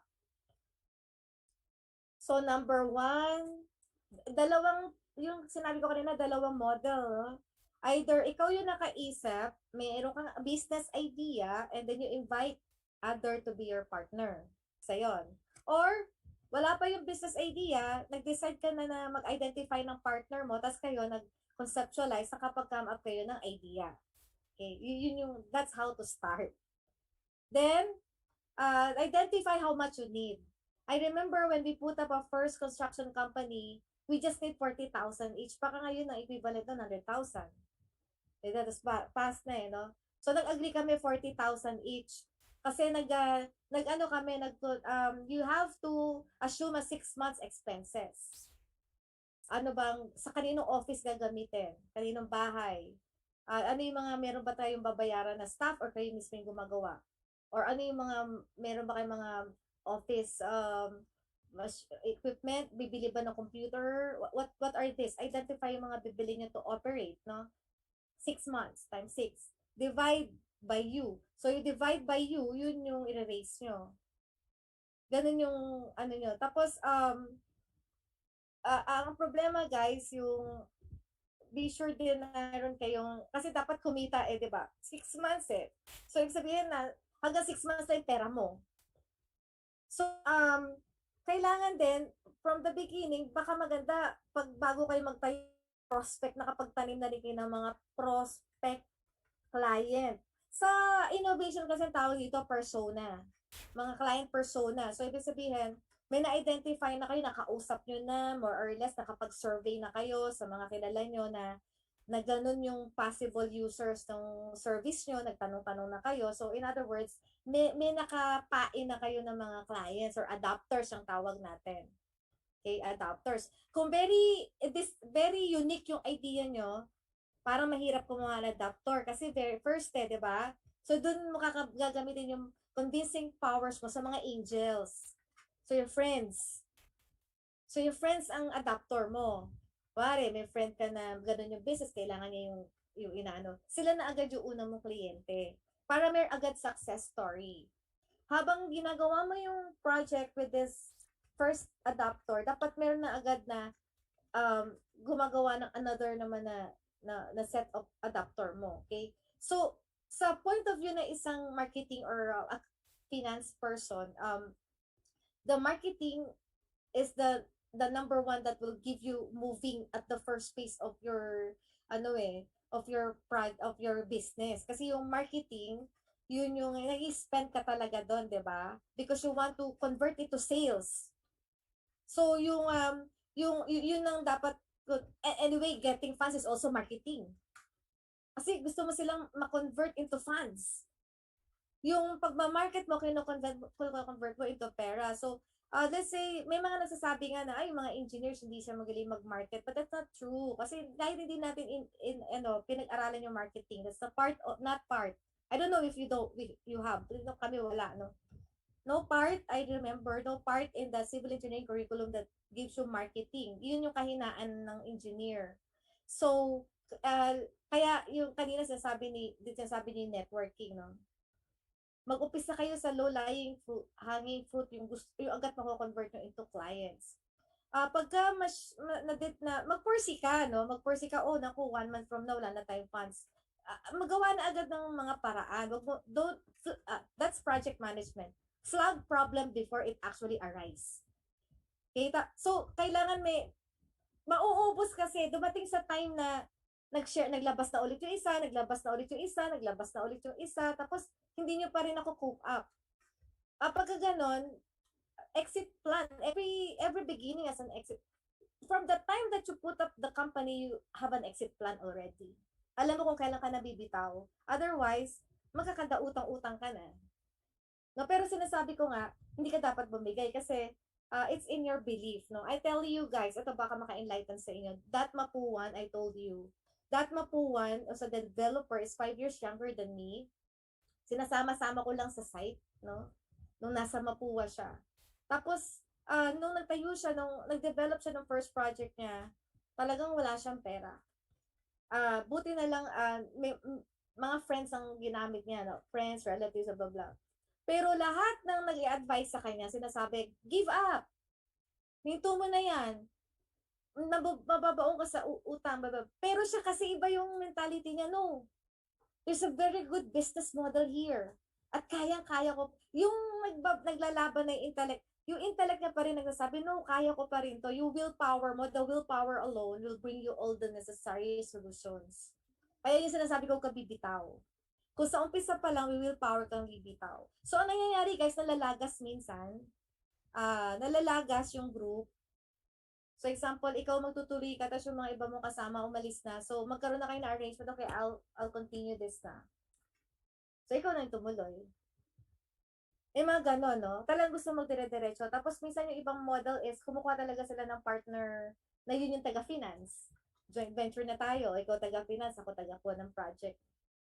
That's how you explore every possibility just to make you financially stable in your business. Kasi ito yung finance yung mag-aano talaga sa iyo eh. Kaya kailangan nakikita mo na kailangan mawawala ng funds. At ano gagawin para to improve your sales. Makabawi ka. Okay? So, yes po, I think sobrang dami talaga natin kailangan ma-explore kasi super interesting tong topic na to actually. Pero ayun nga, due to time constraints, unfortunately, we have to move on. But moving on, Doc Ria, we are really grateful po for your time and all the wisdom you've imparted on us. I think everyone here has fully understood the challenges, the responsibilities, that we might experience in our post-graduation era, especially for those who are planning to have their own startups. So to express our utmost gratitude, we would like to present to you the Certificate of Appreciation for taking time in sharing your knowledge and learnings in this expertise. This Certificate of Appreciation is given this 27th of June 2021 to Doc Ria Liza C. Canlas, in grateful acknowledgement and sincere appreciation for having served as a guest speaker in today's webinar entitled Startup, Where Do I Go Now?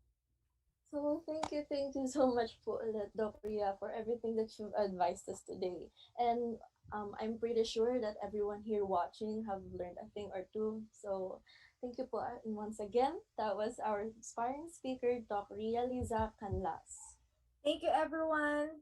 Thank you to the host and Reina. Thank you, ha? I have to leave. See you sa susunod. Bye. Thank you po. Thank you, ma'am. So time is indeed running fast, for we have already finished the first half of our webinar.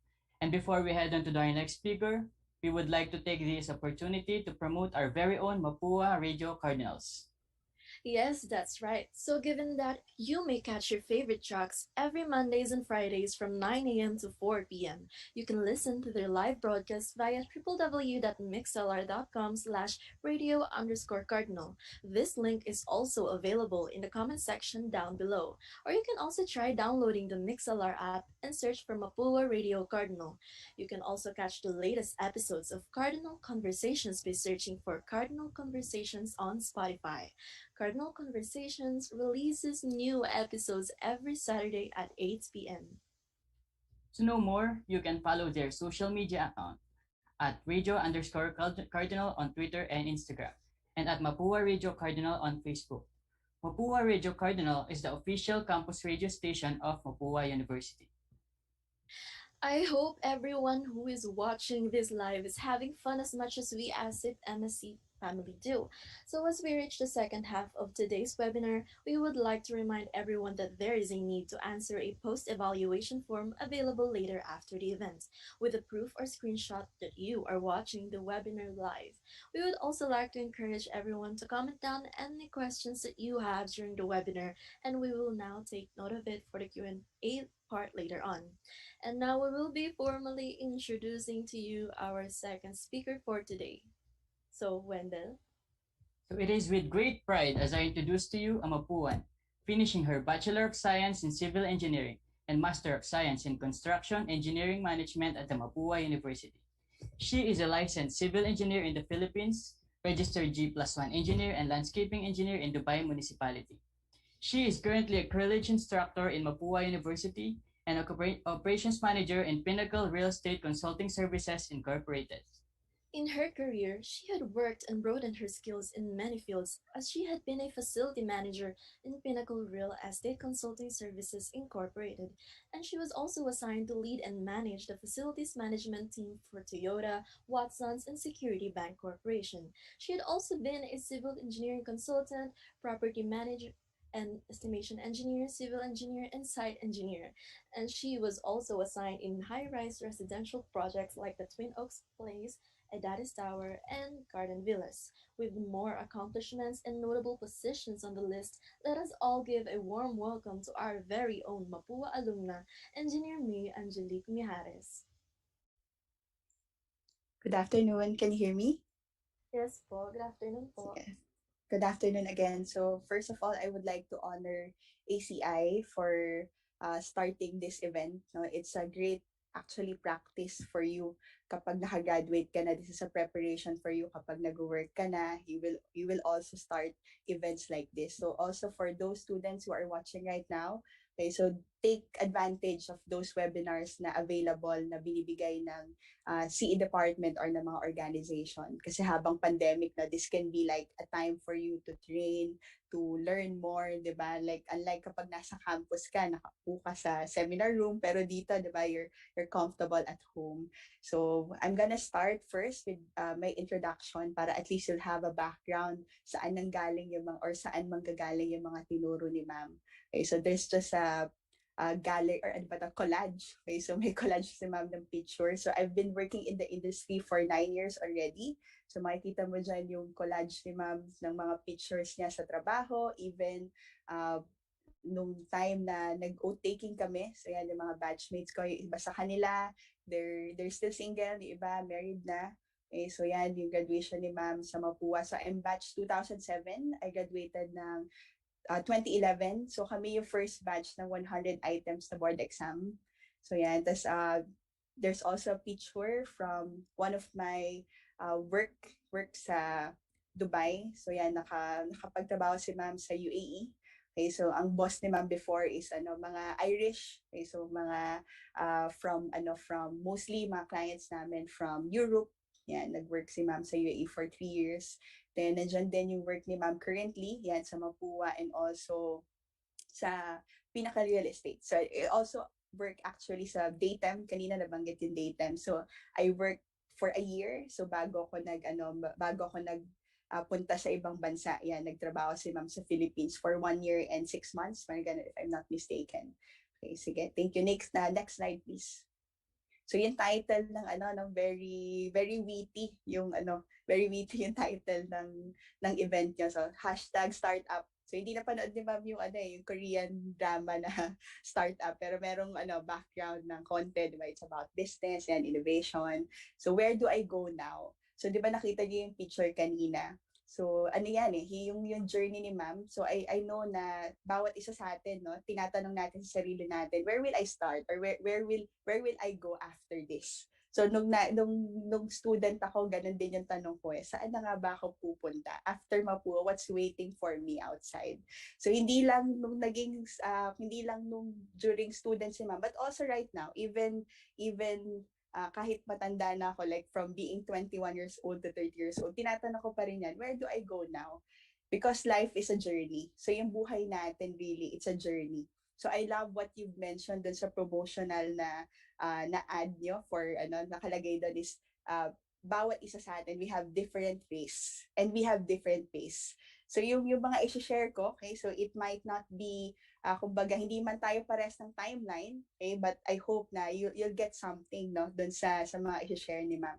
So what I'm gonna share to you this afternoon is based on my 9 years experience as a professional and also what I've learned during nung student ako na na-apply ko pa rin right now. Sige, next slide please. So I'm gonna divide it by 3. So tatlo, i-divide ni ma'am into 3 parts. Okay, so tatlong letter D na natutunan ko sa journey ko as a professional and also as a person. Okay, so kanina na mention ni Miss Canlas or ni Dr. Canlas, no, yung market, 'di ba, yung marketing your business, even us, no, this will be more of how am I going to market myself, ma'am, in the industry in Philippines or even outside the country. Paano ko ba nga ba i-market yung sarili ko? Imagine if you don't have, or you have a product and you don't know your product, paano mo siya i-market, right? So we will start first with the discovery. So kailangan ma-discover mo muna yung identity mo. Sino ka ba as a person? Who am I? Or who do I want to be? Diba sabi nga kanina, innovative or may innovation. Hindi lang dapat level 1 ka, dapat nagle-level up ka, na dapat sumasabay ka sa trend. So ganun din tayo as a person. As a student, so maybe ito pa lang yung alam mo, but later on, as you go on, magi-increase yan. Okay, so number 1, first, discover your identity, who you are, who do you want to be 5 to 10 years from now. Okay, and next one is your ability. So, kailangan madidiscover mo, ano ba yung mga kakayanan ko? What's my ability? Malalaman mo na yan while you're a student eh. Like, for example, ako nung student ako, alam ko hindi ako magiging structural designer. Kasi hirap na hirap talaga ako sa RCD. Alam mo yung may pina-design sa amin, naalala ko. Isa ako talaga sa mga late nagpasa ng, hindi naman late, kasi pag late, babagsak ka sa project. Isa ako sa mga, kumbaga huling nagpasa ng project. Para yung isang classmate ko, 1 inch na yung kapal ng project na ako, kalahati pa lang. So, malalaman mo na yung ability mo while you're still a student. Okay, so you need to know what are my skills and my interests. What do I want to do? So malalaman mo na yan habang estudyante ka, malalaman mo gusto ko maging water engineer. Okay, so I want also to be a traffic engineer. Like, gusto kong ma-change yung traffic system dito sa Philippines. Malalaman mo na yan based on your interest. Like, for me, ako noon, it was just a hidden dream. Kumbaga, parang ako, sige, tignan natin kung mangyayari to or what. Gusto ko maging professor. I really want to teach other people. Parang ang gusto ko noon, nagtuturo. Gusto ko mag-train kasi I want to see results. Si ma'am, very result-oriented. And every time I see accomplishment, so parang satisfy ako. So gusto ko talaga mag-prof, pero secret lang kasi baka hindi maniwala yung pamilya ko or baka hindi maniwala yung mga batchmates ko. So nung binabalikan namin, hindi sila makapaniwala na nagturo talaga ako sa Mapúa. Even me, para ako, ito pala kaya pala na napagdaanan ko to nung college, napagdaanan ko to nung 23 years old ako na 24 years old ako, kasi dito ako makakarating. Okay, so you need to know ano ba yung mga kakayanan mo. Okay, so pwede mo ilista ito yung, or pwede naman like for example, ma'am, paano pag hindi ko to kaya, tapos ito yung gusto ko. So later on, i-discuss natin yan, yung pangalawang D. So next is the destination. Where do you want to go? So bago ka muna syempre mag-move, 'di ba? You need to know your starting point. Saan ba ako nagsisimula? Nasaan ba ako right now? Okay, so ano yung situation right now? Like for example, it's pandemic, 'di ba? Pag inisip mo, one of the things na talagang pinakamatututo ka sa industry natin is yung on-the-job training. Yun yung nawala sa sa batch ngayon. So pag inisip mo, maraming nade-discourage na kabataan right now, not just in engineering field, but also in other courses. Kasi hindi nila magawa yung practical eh. So meron pa ako nakitang meme, parang may nakalagay doon is yung batch before, okay, stable yung building. Tapos yung batch daw ngayon, talagang parang nakaslant yung building kasi nga wala daw silang practical subjects or hindi nagawa yung mga laboratory. But still, I believe na yung generation nyo ngayon, even if we are still or we're in the pandemic season, definitely may maganda kang pupuntahan. Okay, so you just need to discover paano ko makaka-adjust dito sa current system natin. Like yan, ito, one of the advantages that we have is different webinars. Okay, so you can look for mentors, you can look for people who will help you.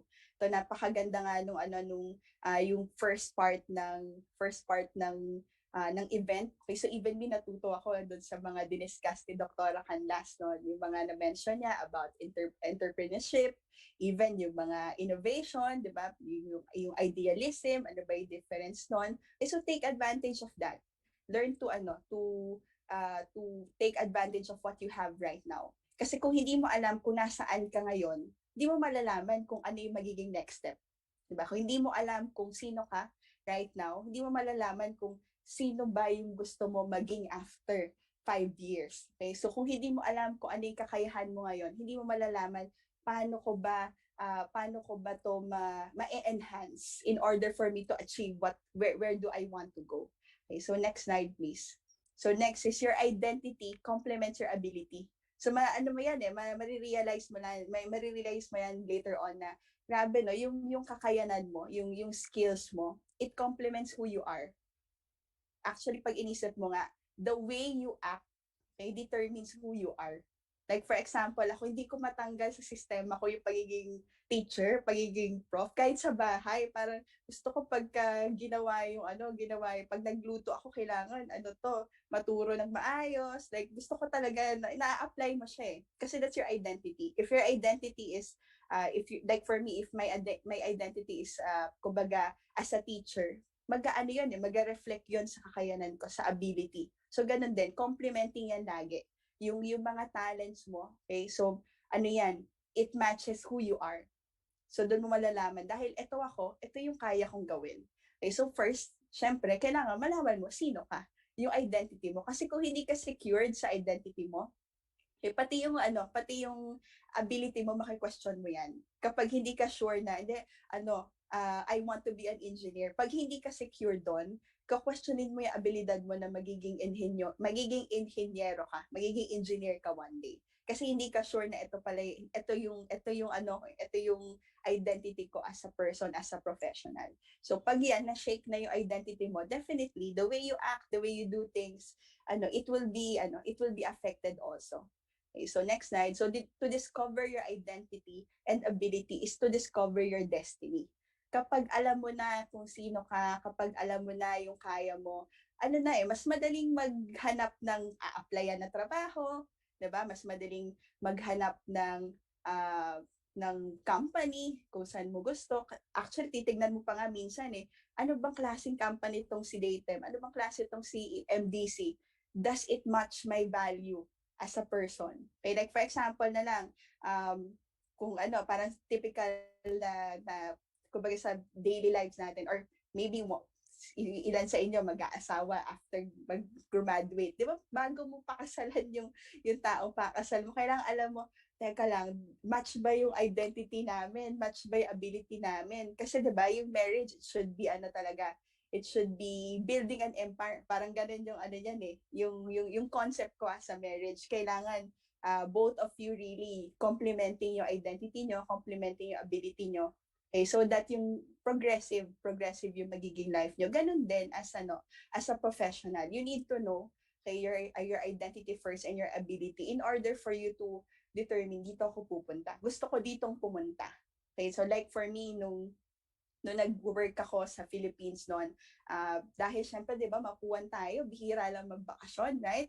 Para 1 week lang. Actually, hindi nga siya bakasyon, enrollment mo na yon. So talagang I was seeking for an adventure or to travel. Yun talaga yung gusto ko mag-travel after I graduate. So nai-apply ko yun dun sa pagiging professional ko. Sabi ko, since I want to travel, okay, so I want to learn more about the culture, I want to learn more about the people. So gusto ko magkaroon ng idea, ano ba yung culture ng mga Indians, ano ba yung culture ng mga Europeans. So yun yung kumbaga talagang nalaman ko yung interest ko noon. I love to travel, and because I love to travel, I have that nagpop sa mind ni ma'am na maybe I should try applying outside the country. And yung advantage noon that time is my mom is working in UAE. So dahil nagtatrabaho siya sa Dubai, siguro 5 years na ata siya noon nung pumunta ako noon, if I'm not mistaken. So may idea na ako ano yung sistema doon. So ang gaganda daw ng building. So kumbaga para ako, grabe, ang ganda. So I want to adapt this one day. Yung matututunan ko sa Dubai or sa UAE, gusto ko ma-apply dito sa sa Philippines, 'di ba? Ganyan yun yung mentality ko eh. So kumbaga I want to see my nation grow. Yung kumbaga tayo pag nag-travel ka, makikita mo iba-iba yung alayo actually. Pag nakita mo si Singapore, pag nakita mo si Hong Kong, alayo talaga ng Pilipinas, especially sa infrastructure. So lalo na sa akin na kung ako nagta-travel, I'm an engineer, very striking sa akin yung itsura ng building nila, yung traffic flow nila. So kumbaga nandun yung hope ko na one day I want to see my country like this.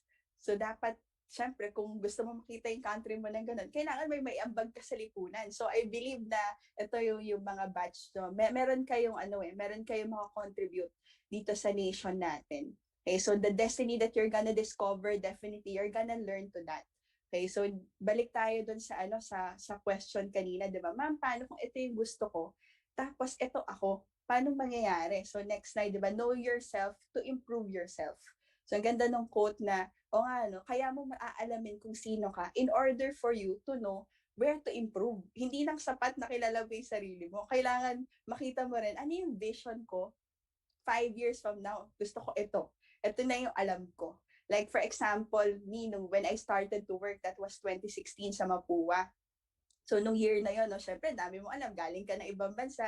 So hanggang sa feeling mo naubos mo na yung naituro mo na sa mga bata yung alam mo. So dumating ako sa point na, okay, since I already know this, and I'm currently teaching as a professor, kailangan may ambag pa rin ako sa kanila. Ano yung kailangan kong gawin? So kailangan mag-improve ako as a teacher. I need to learn more. Okay, so which will lead to my next point, yung development. Okay, so hindi enough na na-discover mo lang. Okay, kailangan ma-develop. Kailangan ma-develop mo kung sino ka. Kailangan ma-develop mo kung ano yung kaya mo. So how will I grow? How will I grow as a person? Okay, how will I grow as a professional? How will I grow those skills that I have? Okay, so how will I accomplish my goal? Kung ang goal mo 5 years from now is to have your own company, okay, so paano mo ma-achieve yun? Kailangan alam mo kung paano, alam mo yung steps. Okay, how will I pursue my chosen career? Hindi ka dapat stagnant. That's why I always encourage my student na whatever you're doing right now as a student, okay, it will benefit you when you become an employee, a businessman, or maybe some of you will be a professor also. So ano yan whatever you're doing right now, okay, it will help you for your tomorrow. So sabi nga is next slide please, your preparation is part of your promotion. Some of us, we tend to look forward sa promotion. Gustong-gusto natin yan mapopromote, graduate, diba? Sino sa inyo ayaw graduate? So, diba, gusto mong graduate para matapos ka na dyan. Pero we tend to forget na, okay, gusto kong graduate, pero during those process, kumbaga yung habang nag-aaral ka, nandiyan nagrereklamo ka. So even me, ako guilty ako dito nung mapuwan ako. Gusto kong graduate, yun yung goal ko. Pero pagka yung prof ko, ang hirap magpa-quiz, inis na inis ako. Talagang, kakainis naman to. Talagang halos, alam mo yun? Tapos pag inisip ko, kaya pala ganito yung mas naintindihan ko yung side ng professor nung naging prof si ma'am So talagang may ganun tayong nature, di ba? Kahit naman si ma'am, di ba? May ganung nature. I think lahat tayo na-experience natin yan. We grumble, nagreklamo tayo during the process, yung preparation. But my encouragement for each one of you is to enjoy the preparation. Enjoy mo yung preparation. Take advantage mo yan. Kasi baka mamaya, ma-promote ka, tapos biglang, hindi pala enough yung alam ko. Diba? Nakakatakot yun kapag yung bigla ka na lang na-launch. Yung bigla ka na lang napunta doon. Hindi ka equipped. Sabi nga kanina ni Dr. Canlas is, equipping is very important. So lalo na sa atin na magiging engineers one day, napaka-importante nung prepared ka. So imagine, di ba, yung itatayo mo na building, it will cater the lives of the people. So kung hindi sapat ang natutunan mo sa RCD, nako, kakawawa naman yung mga gagamit ng structure mo, right? So kung like for example, kung ikaw na-experience mo bumabagsak ka sa subject, okay, so look at the brighter side. Baka kaya bumabagsak ka dun sa subject kasi one day ito pala yung magiging trabaho mo. Diba? Hindi mo alam kaya pala kailangan ulitin mo siya ng 2 beses. Okay, kasi ito pala yung trabaho mo. May mga ganong instances. Like kami mga batchmates ko, natatawa na lang talaga kami pag binabalikan namin nung college. Like parang, binagsak mo to 2 beses, tas yung pala, yan yung magiging trabaho mo. Like talagang hindi mo siya maiintindihan right now. Okay, but it's very important really to look on the brighter side always. Okay, na kailangan makita mo na, okay, itong preparation ko, part ng promotion ko. Like for example yan, sa mga member ng ACI, diba? If inatasan ka nung president nyo si Miss Salas, which is one of my students before, ikaw yung inatasan, ikaw yung mag-host, ayoko, nahiya ako gusto mong matuto on how to market yourself. So take advantage of that. Magandang training for you. So whatever you're doing right now, okay, so it will benefit you for your tomorrow. Okay, so next slide. So there's one athlete. Okay, so ito sabi niya, in the midst of an ordinary training day, I try to remind myself that I'm preparing for the extraordinary. So yung training day mga yun, it may not be kumbaga you can't understand it right now, maybe hindi mo pa siya ganun lubusan na intindihan. Pero pag nakarating ka na doon sa next destination mo, masasabi mo talaga na, kaya pala na-experience ko yun, kaya pala natutunan ko yun, kaya pala nakilala ko si ganito. Kasi ito pala, dito pala ako makakarating. Diba? Like for an athlete, it's very important, yung training. napaka-importante niyan. One of my favorite basketball players is si Michael Jordan. So pinanood ko pa yung Last Dance. So I don't know kung pinanood nyo, maganda. Kung hindi mo pa napanood, I encourage you, panoorin mo siya. So makikita mo doon, grabe yung training. Grabe yung training nila as a team. Even yung training ni MJ as a basketball player. And ako, pag tinanong mo ako sino yung greatest basketball player, si MJ talaga yung naiisip ko eh. Grabe yung training niya. So imagine, yung training niya, mas matagal yun sa game. Yung game, parang pag binilang ko, para ilang minutes, 10 minutes, if I'm not mistaken, kada quarter. Am I right? 10 minutes ba? So imagine mo yun. So pagpalagay mo, sa isang oras lang yung laro mo, tapos yung training mo is napakahaba. Napaka-importante kasi ng training sa atin, lalo na sa inyo ng mga engineers in the future. So take advantage of that. Yung mga training na ibibigay sa inyo, yung mga webinars, okay? So yung OJT na ibibigay na yung offer, even yung mga subjects nyo. Okay? So enjoy nyo yan. Enjoy nyo yung process, enjoy nyo yung training day. Like for example, if you're currently working out o nag-workout ka, di ba hindi naman agad-agad nabubuhat ka ng kumbaga ng 10 kg. Kasi pag bumuhat ka ng 10 kg, masakit yun. So, dapat gradual, step by step. So, buhat ka muna ng 2 kg hanggang sa tumataas na yung stamina mo, dadagdagan mo yung weights. Ganun din tayo. Okay, we need to develop muscles first before we increase yung weight na bibitbitin natin. Ganun din tayo as a professional. We need to develop our knowledge. We need to develop our character. Okay, so we need to develop even the relationships that we have, yung contacts mo, palawakin mo yung contacts mo.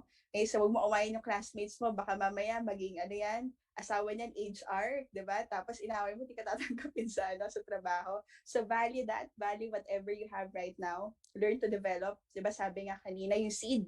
So yung seed, napaka-importante yan eh. Pag tinanim mo sa maling roots or sa maling soil, okay, so hindi magda-develop yung roots. So yung seed na meron ka right now, try to develop it. Bawat isa sa atin, binigyan tayo ng talents, binigyan tayo ng skills, so may mga gifts tayo. So we need to be the right steward of it. Kailangan pangalagaan mo yan. Kailangan ma-develop mo siya. Okay, so your development affects your deployment. So next slide, please. Thank you. So your development affects your deployment. Kapag hindi ka pa fully developed, okay, so magandang hindi ka muna ma-deploy, 'di ba? Kaysa yung hindi ka pa ready, yung naisa lang ka ng Okay, so yan eh, kumbaga, kung like for example, if you're gonna invite me way back 2013, in-invite mo ako mag-speak right now, parang hindi pa ako fully developed to be a resource speaker. Anong i-share ko sa mga bata? But since yung knowledge na gain ni ma'am in those 9 years, okay, so those was my development years. Okay, so I wouldn't be the person I am today if I was not developed by those experiences. Kung hindi ako tinuruan ng mga mentors ko, kung hindi ako nag-aral. Okay, so yung development ko sa professional side, even as a person, it affected my deployment.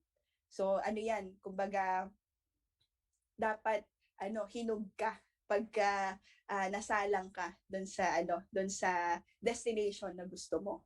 Kasi pag hindi, 'di ba, sabi nga ni Dr. Canlas kanina, yung as a female, 'di ba, na discriminate tayo. Imagine if you're not equipped, talaga namang ma-discriminate ka. Or not just only the female, but even the men in the house, 'di ba? If you're not fully developed, 'di ba, when it comes to your knowledge sa civil engineering, 'di ba? Talaga ma-experience mo yung yung kakainin ka ng buhay sa industriya. Yun yung proper term eh. Na yun yung isa sa mga natutunan ko talaga sa industry. Kapag hindi ka prepared, hindi ka ready, hindi ka confident sa kung anong meron ka, kakainin ka talaga ng buhay ng mga katrabaho mo. Okay, so maluloko ka ng mga workers. Okay, so imagine, 'di ba, kung hindi mo alam kung ano ipapagawa sa workers mo, paano mo sila tuturuan? So dapat talaga fully developed ka. Okay, so next slide. So the dreaming has to be backed up by the doing. Sabi yan ni Carrie Wilkerson. So she's one of the authors ng mga libro. Okay, so sometimes kasi tayo, ang dali mag-dream, di ba? Libre mangarap eh. Pero pagka andun na tayo sa mag-e-effort ka na, naku, hirap na tayo. So it's not enough to dream, guys. Kailangan ma-remind ka na it's not enough that you have this vision. Kailangan may action. Sabi nga sa one of the verses that I love is, faith without action is dead. Hindi sapat na may faith ka lang. Hindi sapat na naniniwala ka lang. Kailangan nag-move ka. Kailangan nag-act ka. Okay, like for example, okay, pinagpe-pray mo na makagraduate ka, di ka naman nag-aaral. So paano ka makakapasa? Okay, sir, paano ka makakagraduate? So dapat yan, yung dreaming, kailangan meron ding merong kahakilap yan na action. Dapat nag-move ka. Okay, so you need to develop yourself. You need to evaluate yourself. One of the things that I've learned in evaluating myself is hearing feedbacks from other people, like sa class, okay? Dahil currently, di ba, online tayo. So I ask my students whenever we finish one module or whenever we finish one course, tinatanong ko sila, ano yung feedback nyo sa subject natin. Okay? Kasi I want to improve as a professor. So kapag nakarinig ka ng feedback, there will be negative criticism, there will be positive criticism. So yung negative, okay, so try to improve it. Paano ko ba siya ma-improve? Okay, tapos yung positive, paano ko pa siya mas ma-maintain or paano ko pa rin siya mapapa-increase or mapapa-develop. So yan, napakaganda ng ine-evaluate mo yung sarili mo. Okay, so you need to evaluate yourself. Nasa ang level na ba ako right now? Like as a professional, me right now, when I was meeting one of my advisees sa thesis, talaga biglang nag-pop up sa akin, parang gusto ko mag-PhD. Yung talaga, dahil tinuturuan ko sila ng thesis eh. So ang dami nang hinandle ni ma'am. Currently, parang nakatapos na ako ng dalawang konti lang kasi na-accept ko na na mga group pagdating sa thesis kasi dalawa yung work ni ma'am. Pero while we're in the meeting, bigla ako naisip na, okay, because I want to develop more students, I need to invest in myself also. So hindi dapat sapat na gusto mo lang magturo. Pero syempre dapat may action ka. Paano mo pa sila mas matuturuan? Ganon din as a professional, kayo as an engineer. If I want my current company or if I want my business to grow, okay, so ano yung kailangan naming gawin? Hindi sapat na level 1 lang kami. Kailangan nagle-level up. 'Di ba pag nagle-level up, kung nagi-games kayo, dapat may mga, 'di ba may mga nadadagdag na weapons, may mga nadadagdag na lives, 'di ba? From 2 lives naging 3 na yung buhay mo, tapos yung weapon mo, meron ka ng sword, meron ka ng shield. Habang nagle-level up ka, dumadami yung mga weapons mo. Ganon din sa buhay natin as a professional. Habang nagle-level up ka, okay, habang tumatanda ka sa industriya, dapat nadadagdagan yung alam mo. Dapat nag-grow ka as a professional. And that's one for the last D na natutunan ni ma'am is yung deployment. Okay, so yung deployment natin, you need to determine your current position. Okay, so sabi ko nga kanina, if you don't know where you are right now, okay, it will be difficult for you to determine where will I be tomorrow. Saan na nga ba ako ngayon? Kung hindi mo alam kung nasaan ka ngayon, and definitely hindi mo malalaman kung saan ka pupunta. Parang sa Grab, di ba? Napaka-importante nung ipipin mo yung location. Kasi para makarating ka sa pupuntahan mo, so kailangan alam mo yung current situation mo. So where can I use what I learned? So dahil ito yung alam mo, okay, ito yung current position mo, then you will be able to decide your next destination. Where do I want to learn more? Or where do I want to grow more? Where do I want to be working? Okay, so sino ba yung mga dapat kong kausapin? Saan ba ako dapat pumunta? Like for example, nung time ko, before I start to work in Dubai, okay, so 1.5 years. So nagtanong-tanong ako dun sa mga batchmates ko na nauna. Ano ba yung mga requirements? Ano ba yung kailangan kong alam? Ano ba yung mga training? So dati na-mention nila, kailangan daw marunong mag-Revit.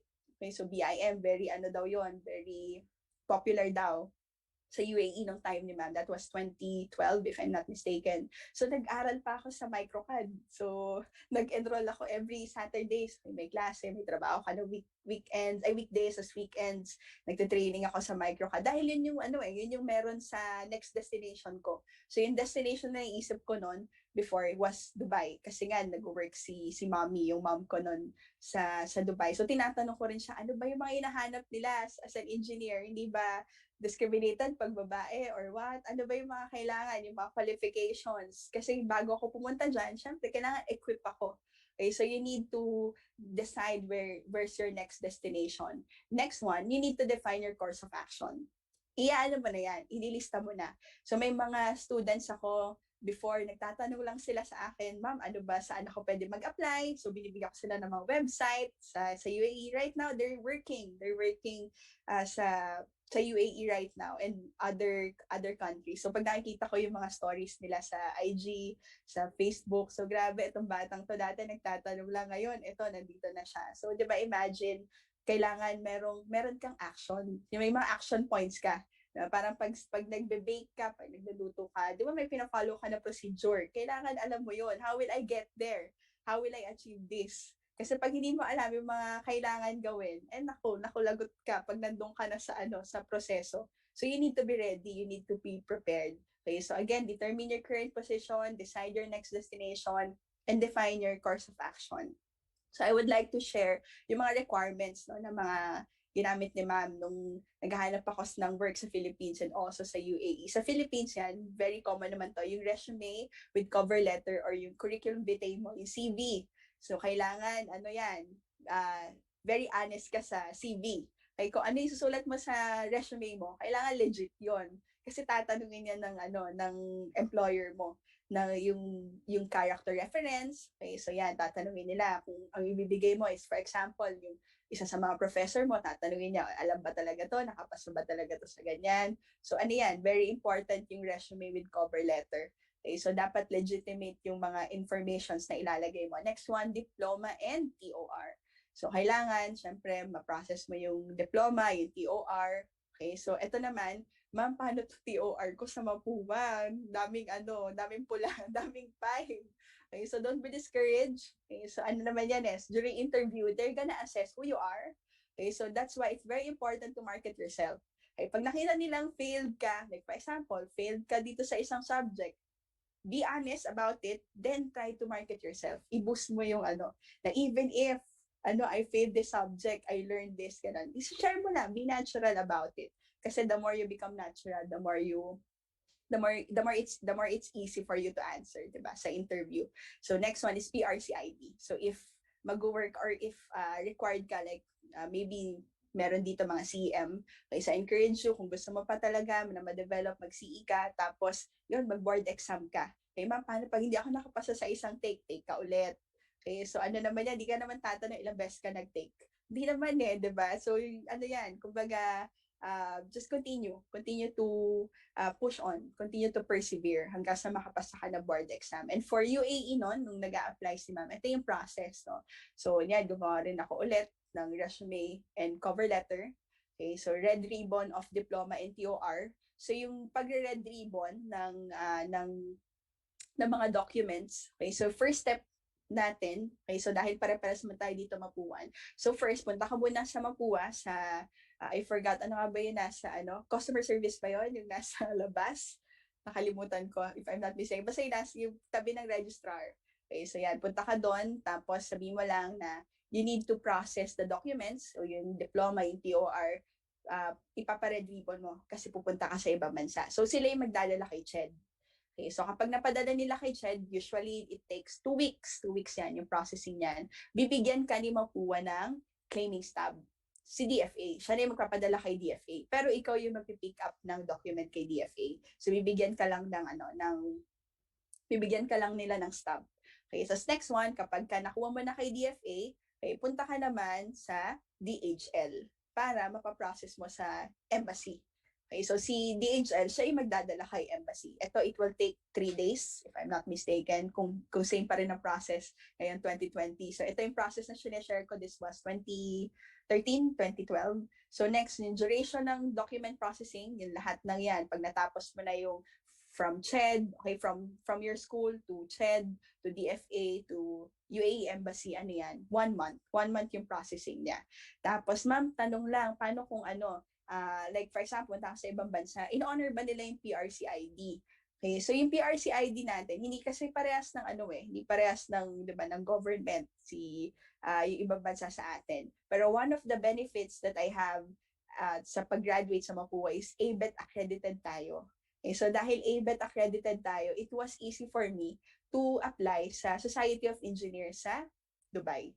So meron silang parang kumbaga PIES, diba? Meron tayong PIES. Sa UAE, meron sila Society of Engineers in UAE. So ngayon, ito-check nila yung school mo kung may mga accreditations. And good thing, di ba, we're a Mapuan, so we're proud as a Mapuan. So, ABET accredited si Mapua. So, qualified ako. So, that I was able to apply sa Society of Engineers. And currently, yung work ko is landscaping engineer. So, dahil landscaping engineer si ma'am, kailangan ko kumuha ng lisensya kasi tumatanggap kami ng projects sa government. Okay, so kailangan mag-exam ako. So, nag-exam ako as landscaping engineer. Tapos hindi yun enough, nag-expand yung business. Okay, so meron sila G+1 engineer. Okay, so pag G+1 engineer, ito more on detailings na to, yung engineering drawings. Okay, so even yung mga submittals, yung mga shop drawings. So yan, so nag-take din ng exam si ma'am. So dapat familiar ka sa mga foundation, familiar ka sa engineering designs, okay, yung details. Okay, so meron yan, building system. So yun yung mga journey ko noon sa ibang bansa. I needed to search for the requirements. Okay, so ano yung mga requirements? So if you're interested to work outside the country, okay, so you need to research about it. So nagbasa rin ako ng libro. Hindi lang rin enough na alam mo yung requirements nila para sa employment. Kailangan alam mo yung culture. Napaka-importante niyan pag nag-work ka sa ibang bansa. Like, I work with Europeans. Okay, so Irish yung boss ko nun. They're very keen when it comes to the time. 'Di ba tayo, sakit natin, Filipino time, 'di ba? Hindi applicable 'yon sa ibang bansa. Pagka dumating ka na late, tanggal ka sa trabaho, wala kang kliyente. Okay, so isa 'yon sa mga magagandang training na na-adapt ko when I work in UAE. Yung you be valuable with the time. Like pag sinabi na ang meeting 1 p.m., kailangan 1 p.m. nandun ka. It's very important yung timing. So kailangan mag-research ka sa culture. So yung time na 'yon, diba, when I decided to work in UAE, ano yung advantage ko as a woman? So baka mamaya hindi ako tanggapin sa trabaho dahil babae ako, knowing it's an Arab country. But really may advantage kapag babae ka na nag-work ka sa UAE. Mas maganda yung treatment nila when it comes to processing of documents. Iba yung pila ng babae, iba yung pila ng lalaki, diba? So may advantages. So sinesearch ko talaga kung ano yung mga pwede kong kumbaga yung perks ko and ano yung mga disadvantages. So kailangan matutunan mo yan and ma-search mo siya. Like I even search for the weather. Tinignan ko ano ba yung weather doon. Mainit. Umaabot ng 50 degrees Celsius, ng 52. So grabe, mainit yun. So kailangan handa ka. Ready ba ako mag-work sa site? Ready ba ako mag-work sa sa side na talagang matagal ako nasa labas. So sabi ko, ayoko mag-work. So dahil ayoko mag-work doon, kailangan may alam ako na office works na talagang lang. So that's why nag-aral ako na estimation. Okay, so inaral ko rin even yung Revit before, nakwento ko nga, nag-enroll ako sa MicroCAD. So kailangan ma-research mo yon. Okay, so kailangan maaral mo siya before you go there. Bago ka ma-deploy, kailangan alam mo yon, yung process. Okay, so I also search for websites, saan ako pwede mag-apply. Nagtanong-tanong talaga ako, tinanong ko kung saan ako pwede mag-apply, ano yung mga websites. Diba? Like for example, meron tayong JobStreet, meron LinkedIn. Nung panahon wala pa LinkedIn. So kailangan talaga puntahan mo yung mga websites. So nag-search ako ng mga companies. Para pagdating ko noon sa UAE, may mga start na interview. So, ang ginawa ko noon, yung strategy na ginawa ko kami as a family, 2 weeks before my flight, nag-a-apply na ako ng trabaho. Nagsisend na ako ng CV, tapos even my mom, she's sending CV via sa mga HR. Kaya bawal kasi walk-in applicant. That's the difference pala sa Philippines and sa UAE. Sa Philippines, you can apply walk-in.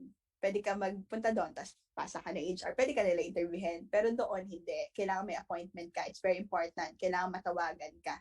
Okay, so kailangan ma-compare mo. Ano yung culture ko sa Pilipinas? Ano yung culture dito sa pupuntahan ko na bansa? Napaka-importante niyan. Okay, dapat alam mo yung process. Okay, so paano, ma'am, ang hirap. Hindi ko kaya. Huwag kang sumuko. Sabi nga kanina ni Dr. Calas, huwag kang bibitaw. Okay, so which will lead to my next point. Sabi ni MJ, si Michael Jordan, obstacles don't have to stop you. If you run into a wall, don't turn around and give up. Figure out how to climb it, go through it, or work around it.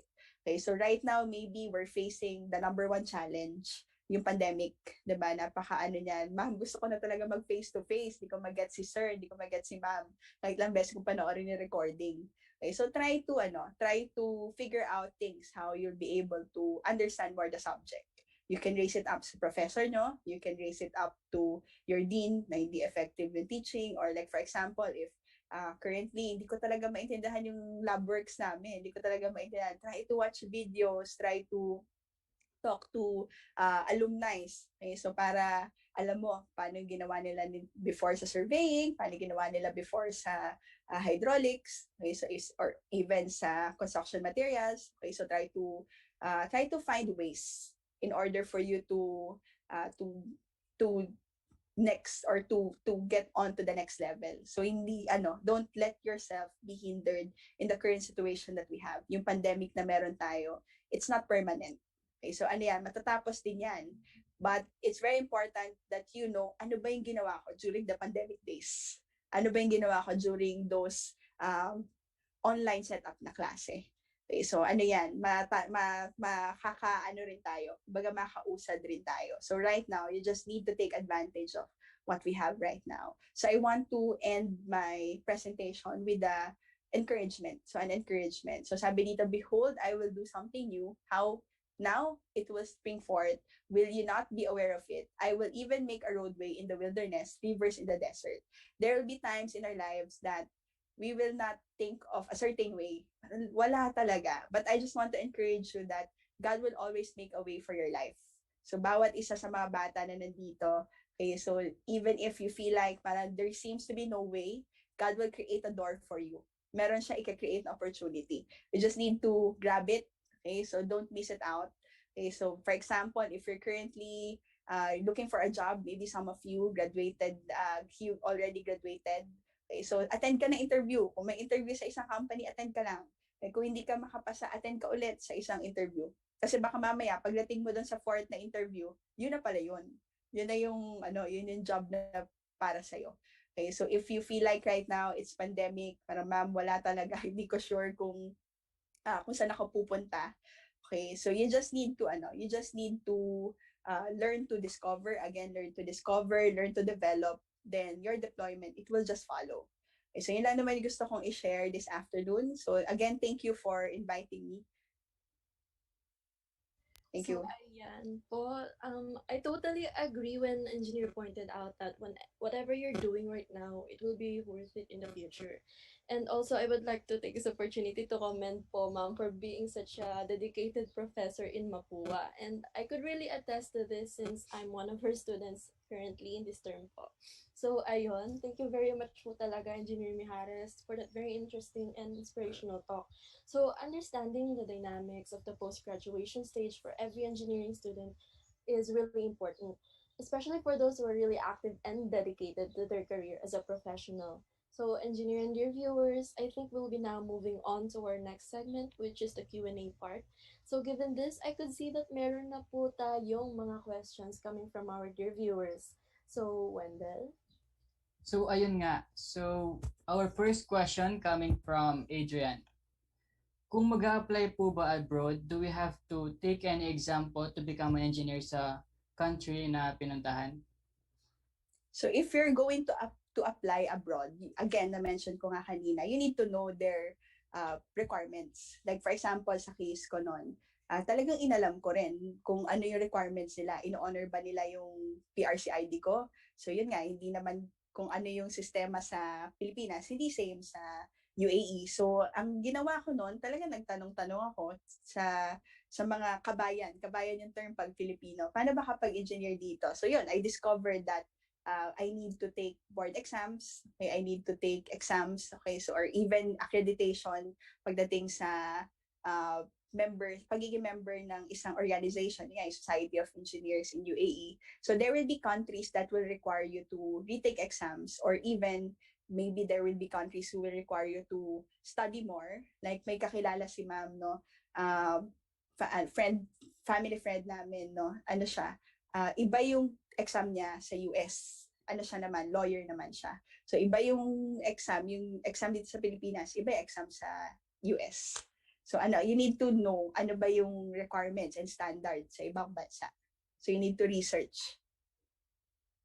So thank you po, engineer. Another question po coming from Miss Gladys Lorenzo.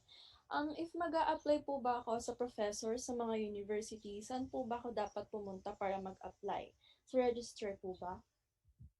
So for as a professor naman, no, ito I would like to encourage, I would like to take this opportunity. If you have the heart to be a professor and you want to change the system of our school, mag-apply ka sa Mapúa, no?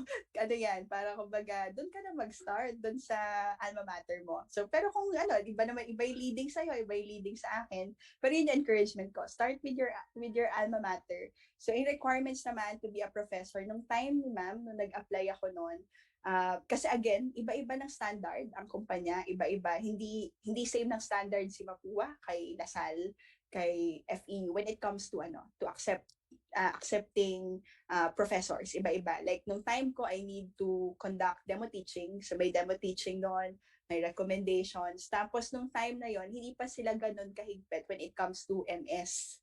Pero na-implement kasi, nasa Mapúa na si ma'am noon, tapos na-implement na kailangan mag-MS ka na. So nag-MS ako, nag-master studies si ma'am sa Mapúa. So you need to know, again, the standard of the school that you want to teach or kung saan mo gusto magturo na campus. You need to know their standard. Okay, but most of them, they require MS and also license. Okay, kailangan meron kang lisensya. Nung time ko noon, lisensya lang yung meron ako noon. Tapos kailangan makapasa ka sa demo teaching. Tapos even, kumbaga, kailangan makapasa ka rin doon sa standard DHR. So iba-iba, again, iba-iba ng standard ang company. So I encourage you if you want to teach, okay, so ano ka na, mag-MS ka, may iba rin kapag ka nagtatrabaho ka sa industry or nagtrabaho ka sa industry. Kasi para mag-guide mo yung mga students for the current trends. Like for example, even me, even if I'm currently teaching as a professor, hindi ako umalis sa industriya. Kailangan meron pa rin ako alam when it comes to contracts, when it comes to how to talk to the clients. Okay? Kasi hindi ko sila matuturuan Pag, like for example, kung estudyante, na-mention nga ni ma'am kanina, estudyante ko siya sa C195-2.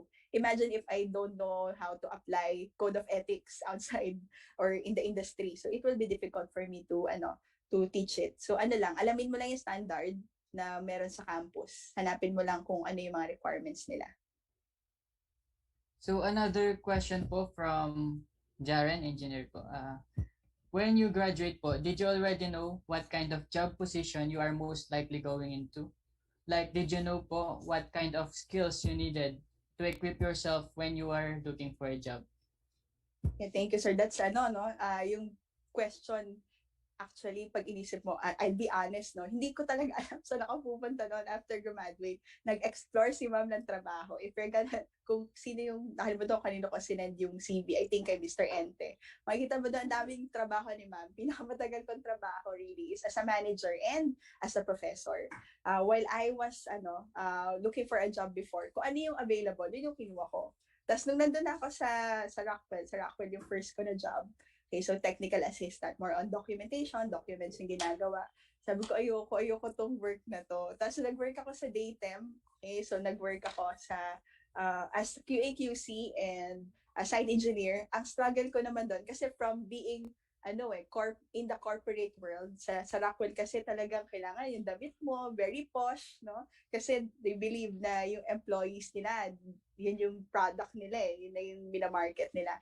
So from being posh to being cowboy, kasi pag daytime may uniform, may madumi talaga sa site. Okay, so I need to prepare, I need to adjust. Okay, so talagang it was really a journey of discovering kung ano ba talaga yung gusto ko. So nung nandun ako sa daytime nung time na yon, I discovered that I don't want to work in the construction like ako yung aakyat sa site, ganyan.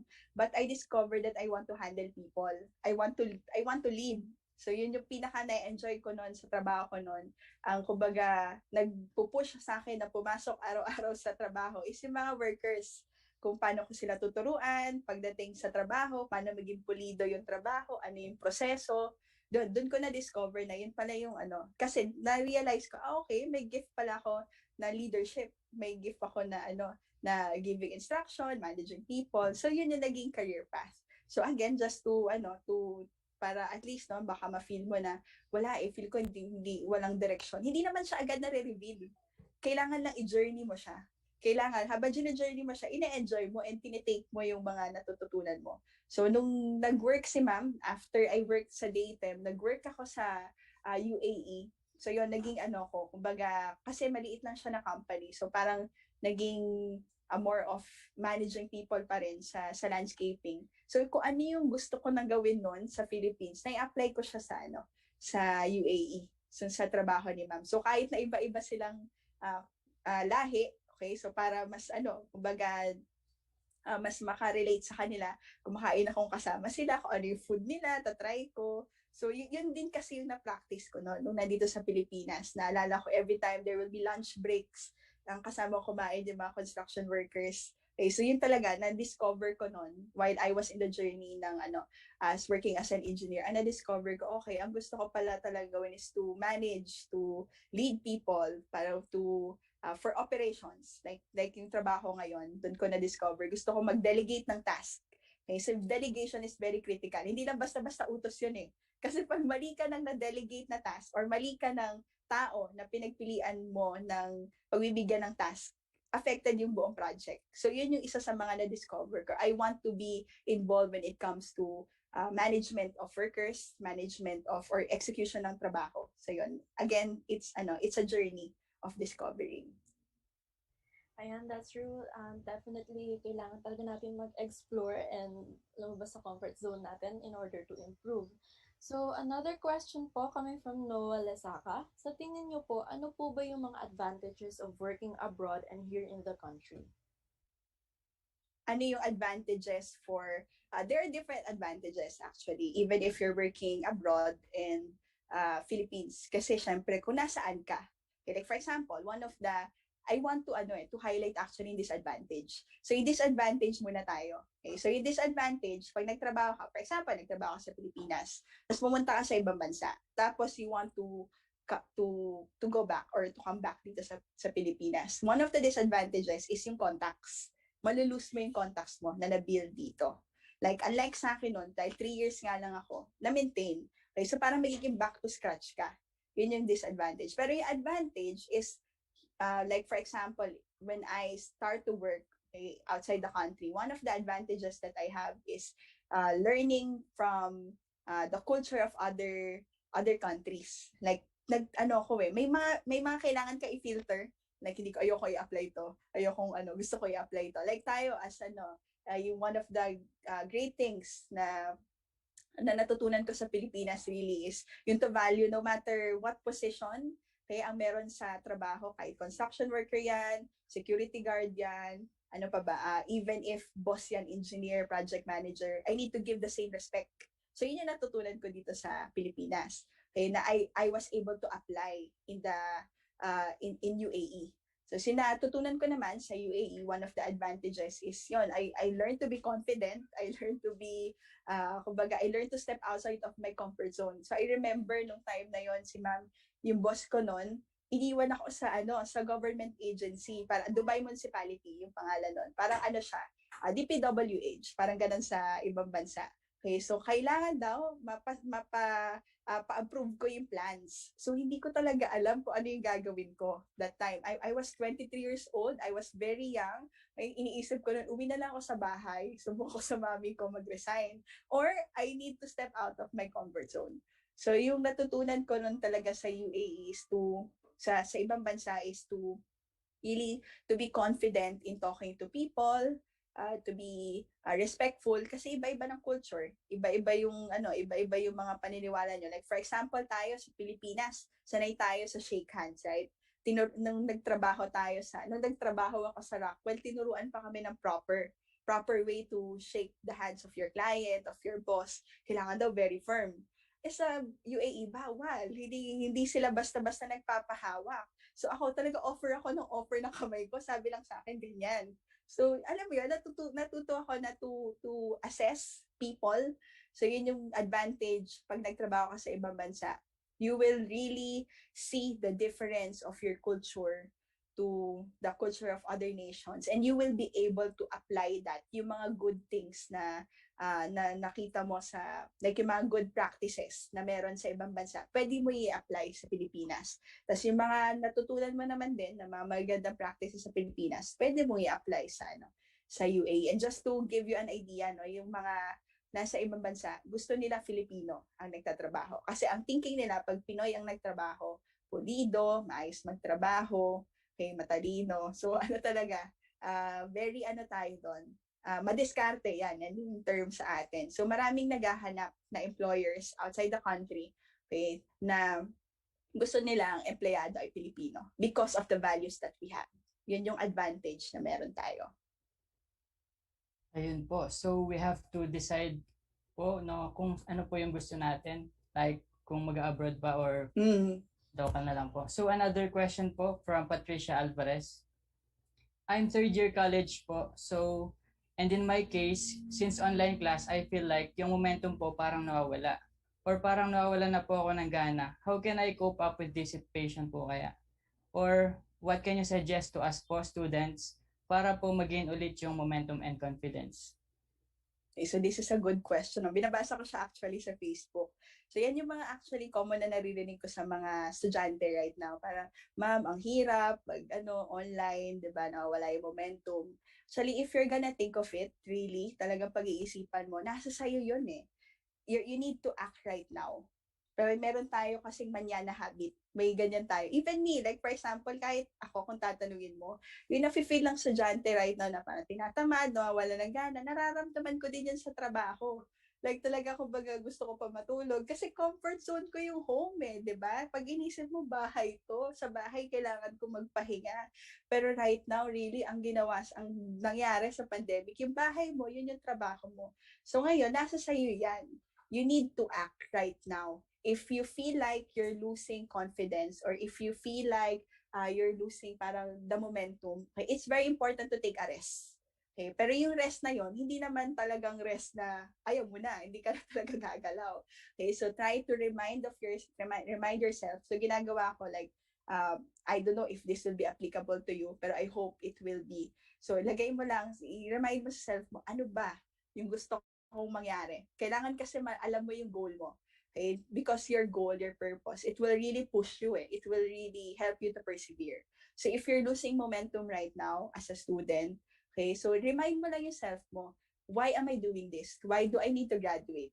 Okay, so maalala mo, because of my parents, because my parents are working hard. Okay, so maybe hindi yun yung nasa isip mo, like, because I want to have my own company. Remind yourself about the reward. Yun yung magpapagain sa'yo ng momentum and confidence. Kasi pag hindi mo alam yung reward na meron ka, ang hirap na mag-push through. I think natanong ko to in one of my classes, and si Miss Mariana, di ba, you're one of my students, di ba? Mas magiging, kumbaga yung effort mo as a student, mas mapupush ka kapag may reward. Kapag alam mo na kapag nag-aral ka 100%, bibigay sa'yo ng prof mo is, kumbaga, fair grades. Ma'am, paano pag hindi? Paano kung hindi siya ganun, prof? Hindi naman lahat ganun ang sistema. Paano pag hindi? Again, sa'yo yan, think of the bigger reward. The bigger reward is the graduation. The bigger reward is the board exam. The bigger reward is to make your parents proud. The bigger reward is to satisfy yourself. Laging merong reward. Okay, it may not be from the professor, but it can be someone. It can be from someone. Okay, so whenever you feel like you're losing your momentum, you're losing your confidence, balik ka dun sa purpose. Ba't ko ba ito ginagawa? And yun na yung magiging drive mo. Okay, so again, it's okay to rest. Mag-rest ka. Baka kailangan mo ng peace of mind, diba? Tapos, ma'am, paano kung ang problema ko sa bahay? Try to talk to your parents. Pag pausapin mo siya, wag mo ko utusan magligpit. May klase ako. Diba? May mga ganun eh. Pero pag alam mo naman ng magulang yun, definitely they're gonna adjust. Really, it's ang tinuro ng pandemic sa atin is to be open with each other and to respect each other's space. So, yun. So, definitely true. Kailangan talaga natin for every once in a while magpahinga. Para na rin ma-refresh, diba? Or yes, yung sarili. Hindi tayo puro gawa lang na gawa.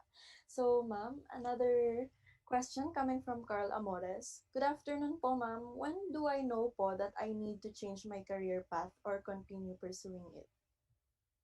That's a good question, no? Talagang grabe, nababalikan ko yung mga experience ko sa mga tanong.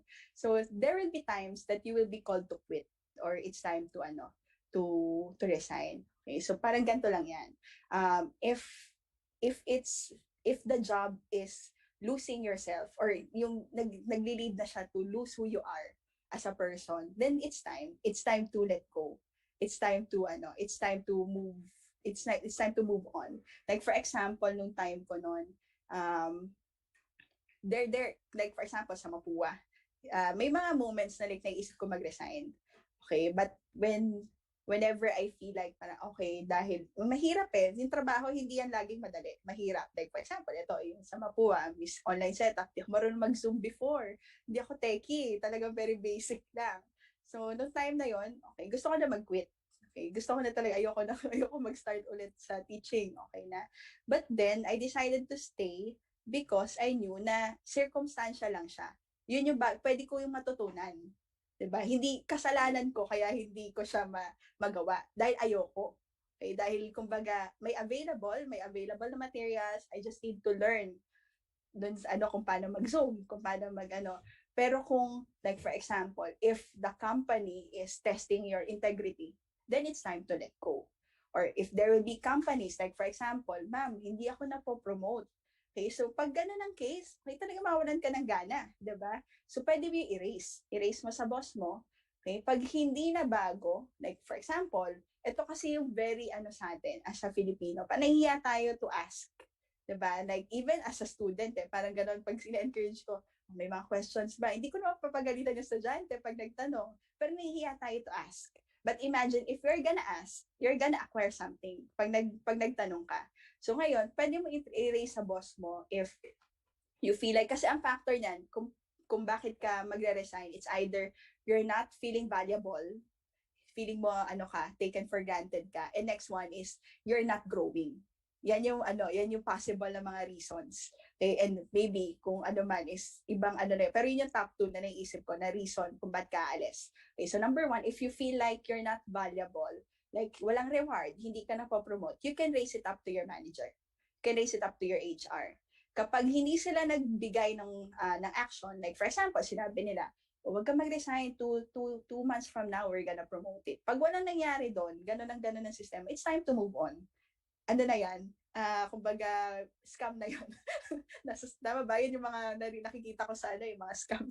So, scam na yan ang kumpanya nyo. Mag-resign ka na. And next one is yung growth.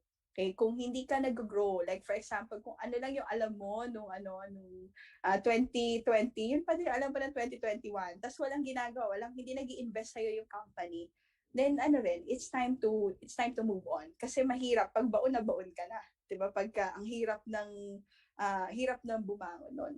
So you need to be very wise in assessing and evaluating. Am I still being valuable in this company? Okay, am I still growing in this company? So yan. So sabi nga ni Miss Canlas kanina, kung you feel like hindi ayaw mo na sumunod doon, baka mamaya tinatawag ka sa business or baka mamaya tinatawag ka sa ibang company. So ayun, we really have to grow along the way po and we have to learn. So another question po from Adrian. In a startup job po or OJT, how should we cope up po with another employees? Like, should we ask po what to do or sila po yung mag-a-assign ng gagawin? Sorry, did I understand the question right? Kapag OJT, ano yung gagawin? Tama ba? Tatanungin ba si employer? Oh, yes. So kapag OJT, again, na-mention ko nga, ang mga bata nahihiya magtanong. Diba, merong ads, kalimutan ko yung company niya, wag mahihiyang magtanong. Okay, so totoo yun, wag ka mahihiyang magtanong. Okay, so may mga companies na kapag nag-OJT ka, they're gonna offer you something talaga na trabaho. Okay, but there will be, kasi iba-iba ng engineer actually sa industriya. Iba-iba ng tao ang nakilala ni ma'am sa industry. May mga engineers na willing magturo, may mga engineers na gusto nila sa kanila lang yung alam nila hanggang sa mamatay sila. Ganun talaga, ganun thinking. Okay, so now, ang sayo, you need to be wise. Okay, who do you think is the engineer who will help me to learn? So, kanino ba ako pwede magtanong? Nung time ko na nag-OJT ako, tinest ko muna sino yung mga nag-good morning. Ito, pag ganyan, approachable to, pwede ko itong tanungin. Kasi meron talagang masungit. Kaya merong hindi. Okay, so ano naman yan, ma'am, paano yun? Nagtanong ako, tapos hindi naman ako pinansin, wala na sa'yo yung problema doon. Ang problema na yun doon sa tao na pinagtanungan mo. So, ang ano mo lang talaga, kailangan mong gawin, you need to be confident to ask. O, tanungin mo si project manager, sir, kailan po kami kung hindi man project manager, yung doon, office engineer. Okay, so ano yan again, iba-iba. Merong magbibigay sa ng task, meron naman, iintay nila na magtanong ka. So maganda, magtanong ka na kung hindi ka binibigyan. Pero kung binibigyan ka, okay, that's a good thing. Pero kung hindi, you need to ask.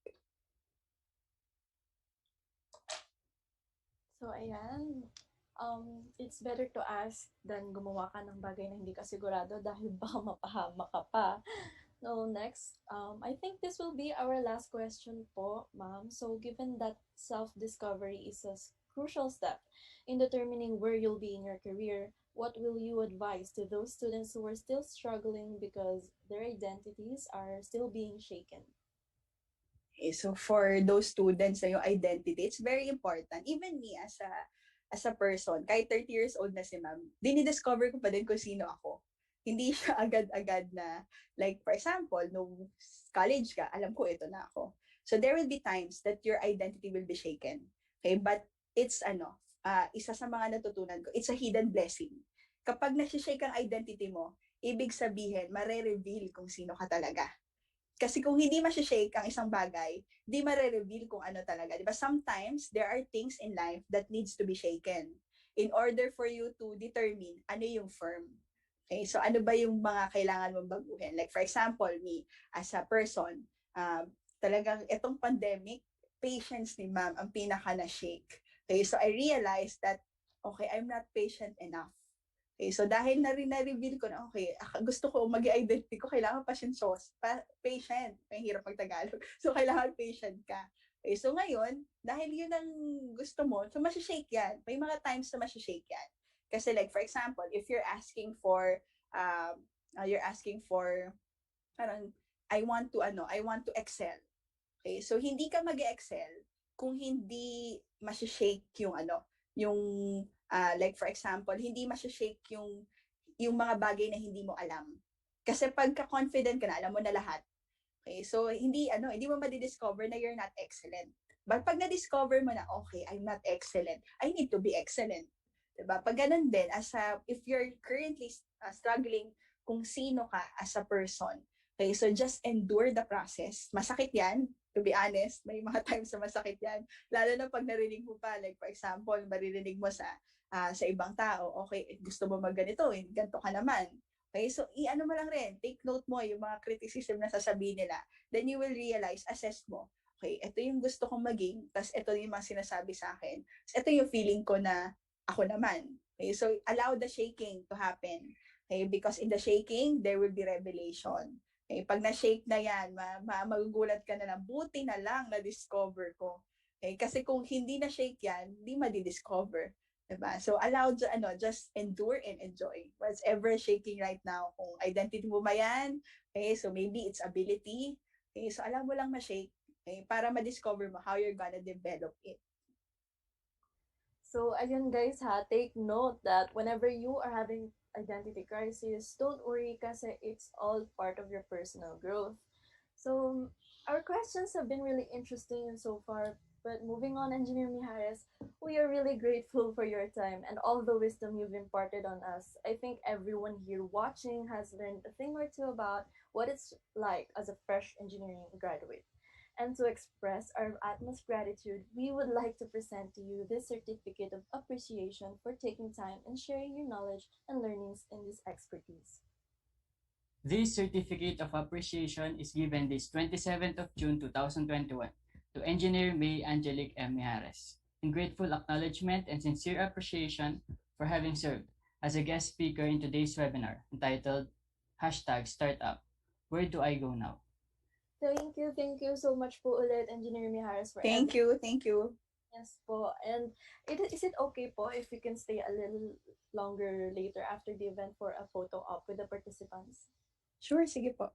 Okay, so once again, guys, that was our very own Mapúa alumna, Engineer May Angelique Mijares. And to formally end our program, may we call on our aspiring Council of Organization representative for the upcoming academic year 2021 to 2022, Ms. Christ Ann Regonios.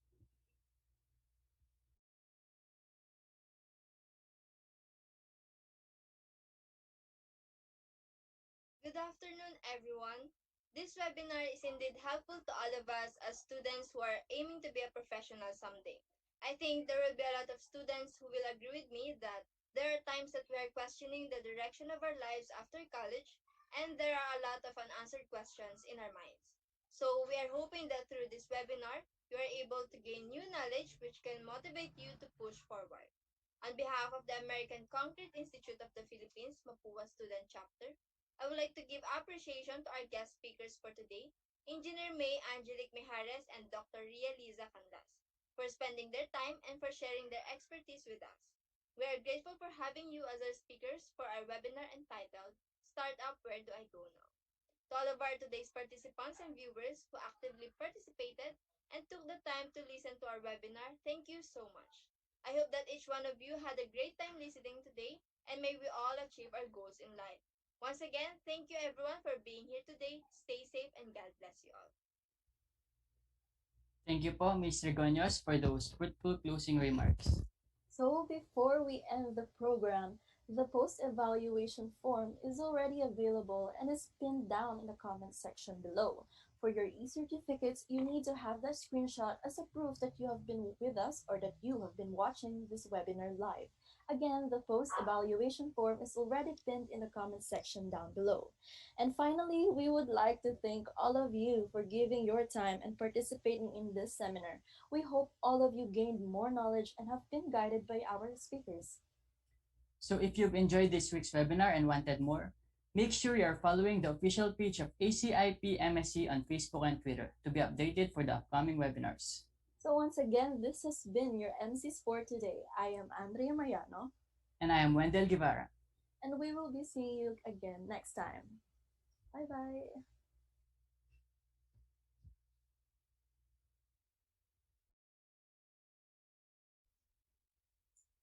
Good job sa mga MC, ah.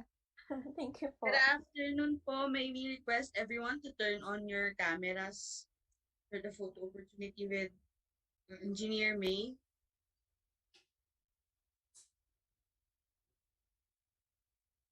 Hi, Miss Salas. Congratulations sa graduation mo. Thank you, ma'am. Hello po. Thank you po sa pag-accept. Tinignan ko talaga yung lipstick mo eh, nung time na yon.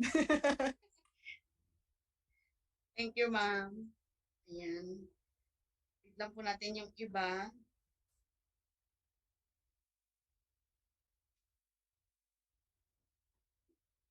Yes, pwede po tayo mag-picture na. Yung iba po. And one, smile po. 1, 2, 3. Isa pa po. 1, 2, 3. Ayan, okay na po. Thank you. Ulit. Thank you po Good sa job, guys. Thank you. Thank you, ma'am. Bye-bye. Stay safe, everyone. Bye-bye po.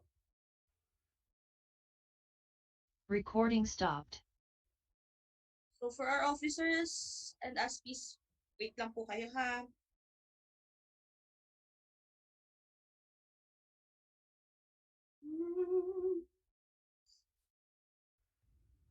Congrats po. Thank you po. Congrats. Congrats, guys. Ay na lang ba?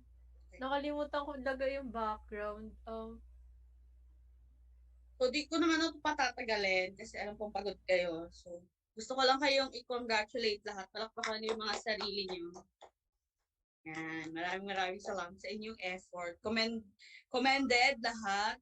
Salamat po sa MC, sa mga nag-asikaso, from coordinating with the speakers, program flow, tech, syempre, sa mga posters nyo, pati sa background, PowerPoint, sa info.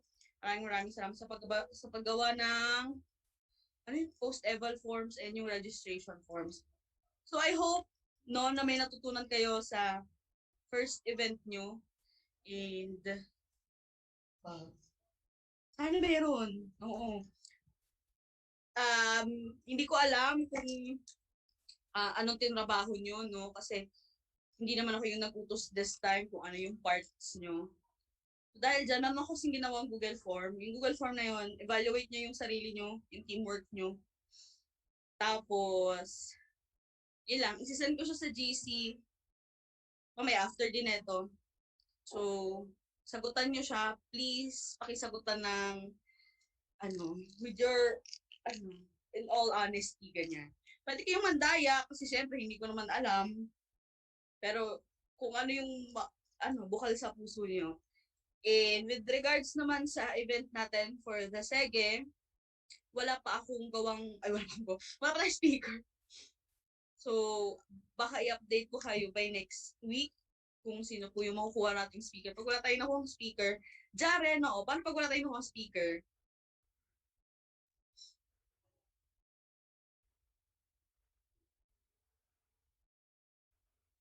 Okay.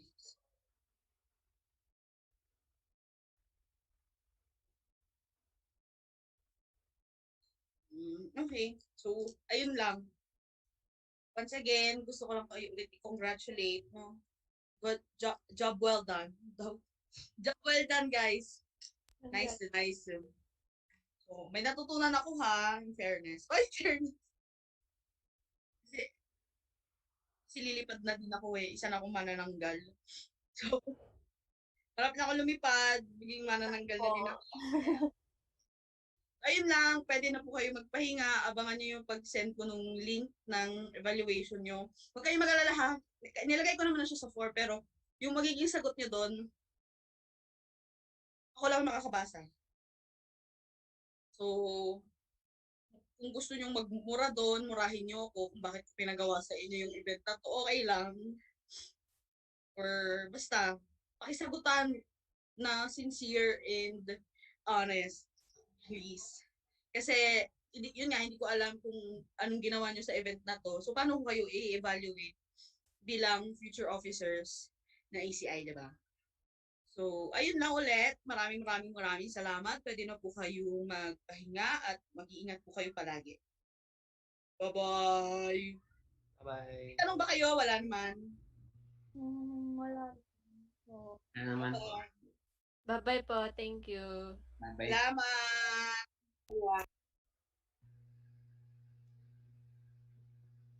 Jaren, stop mo na. Ang ganda ko. Stop mo na, Jaren. Para mag-off na yung record.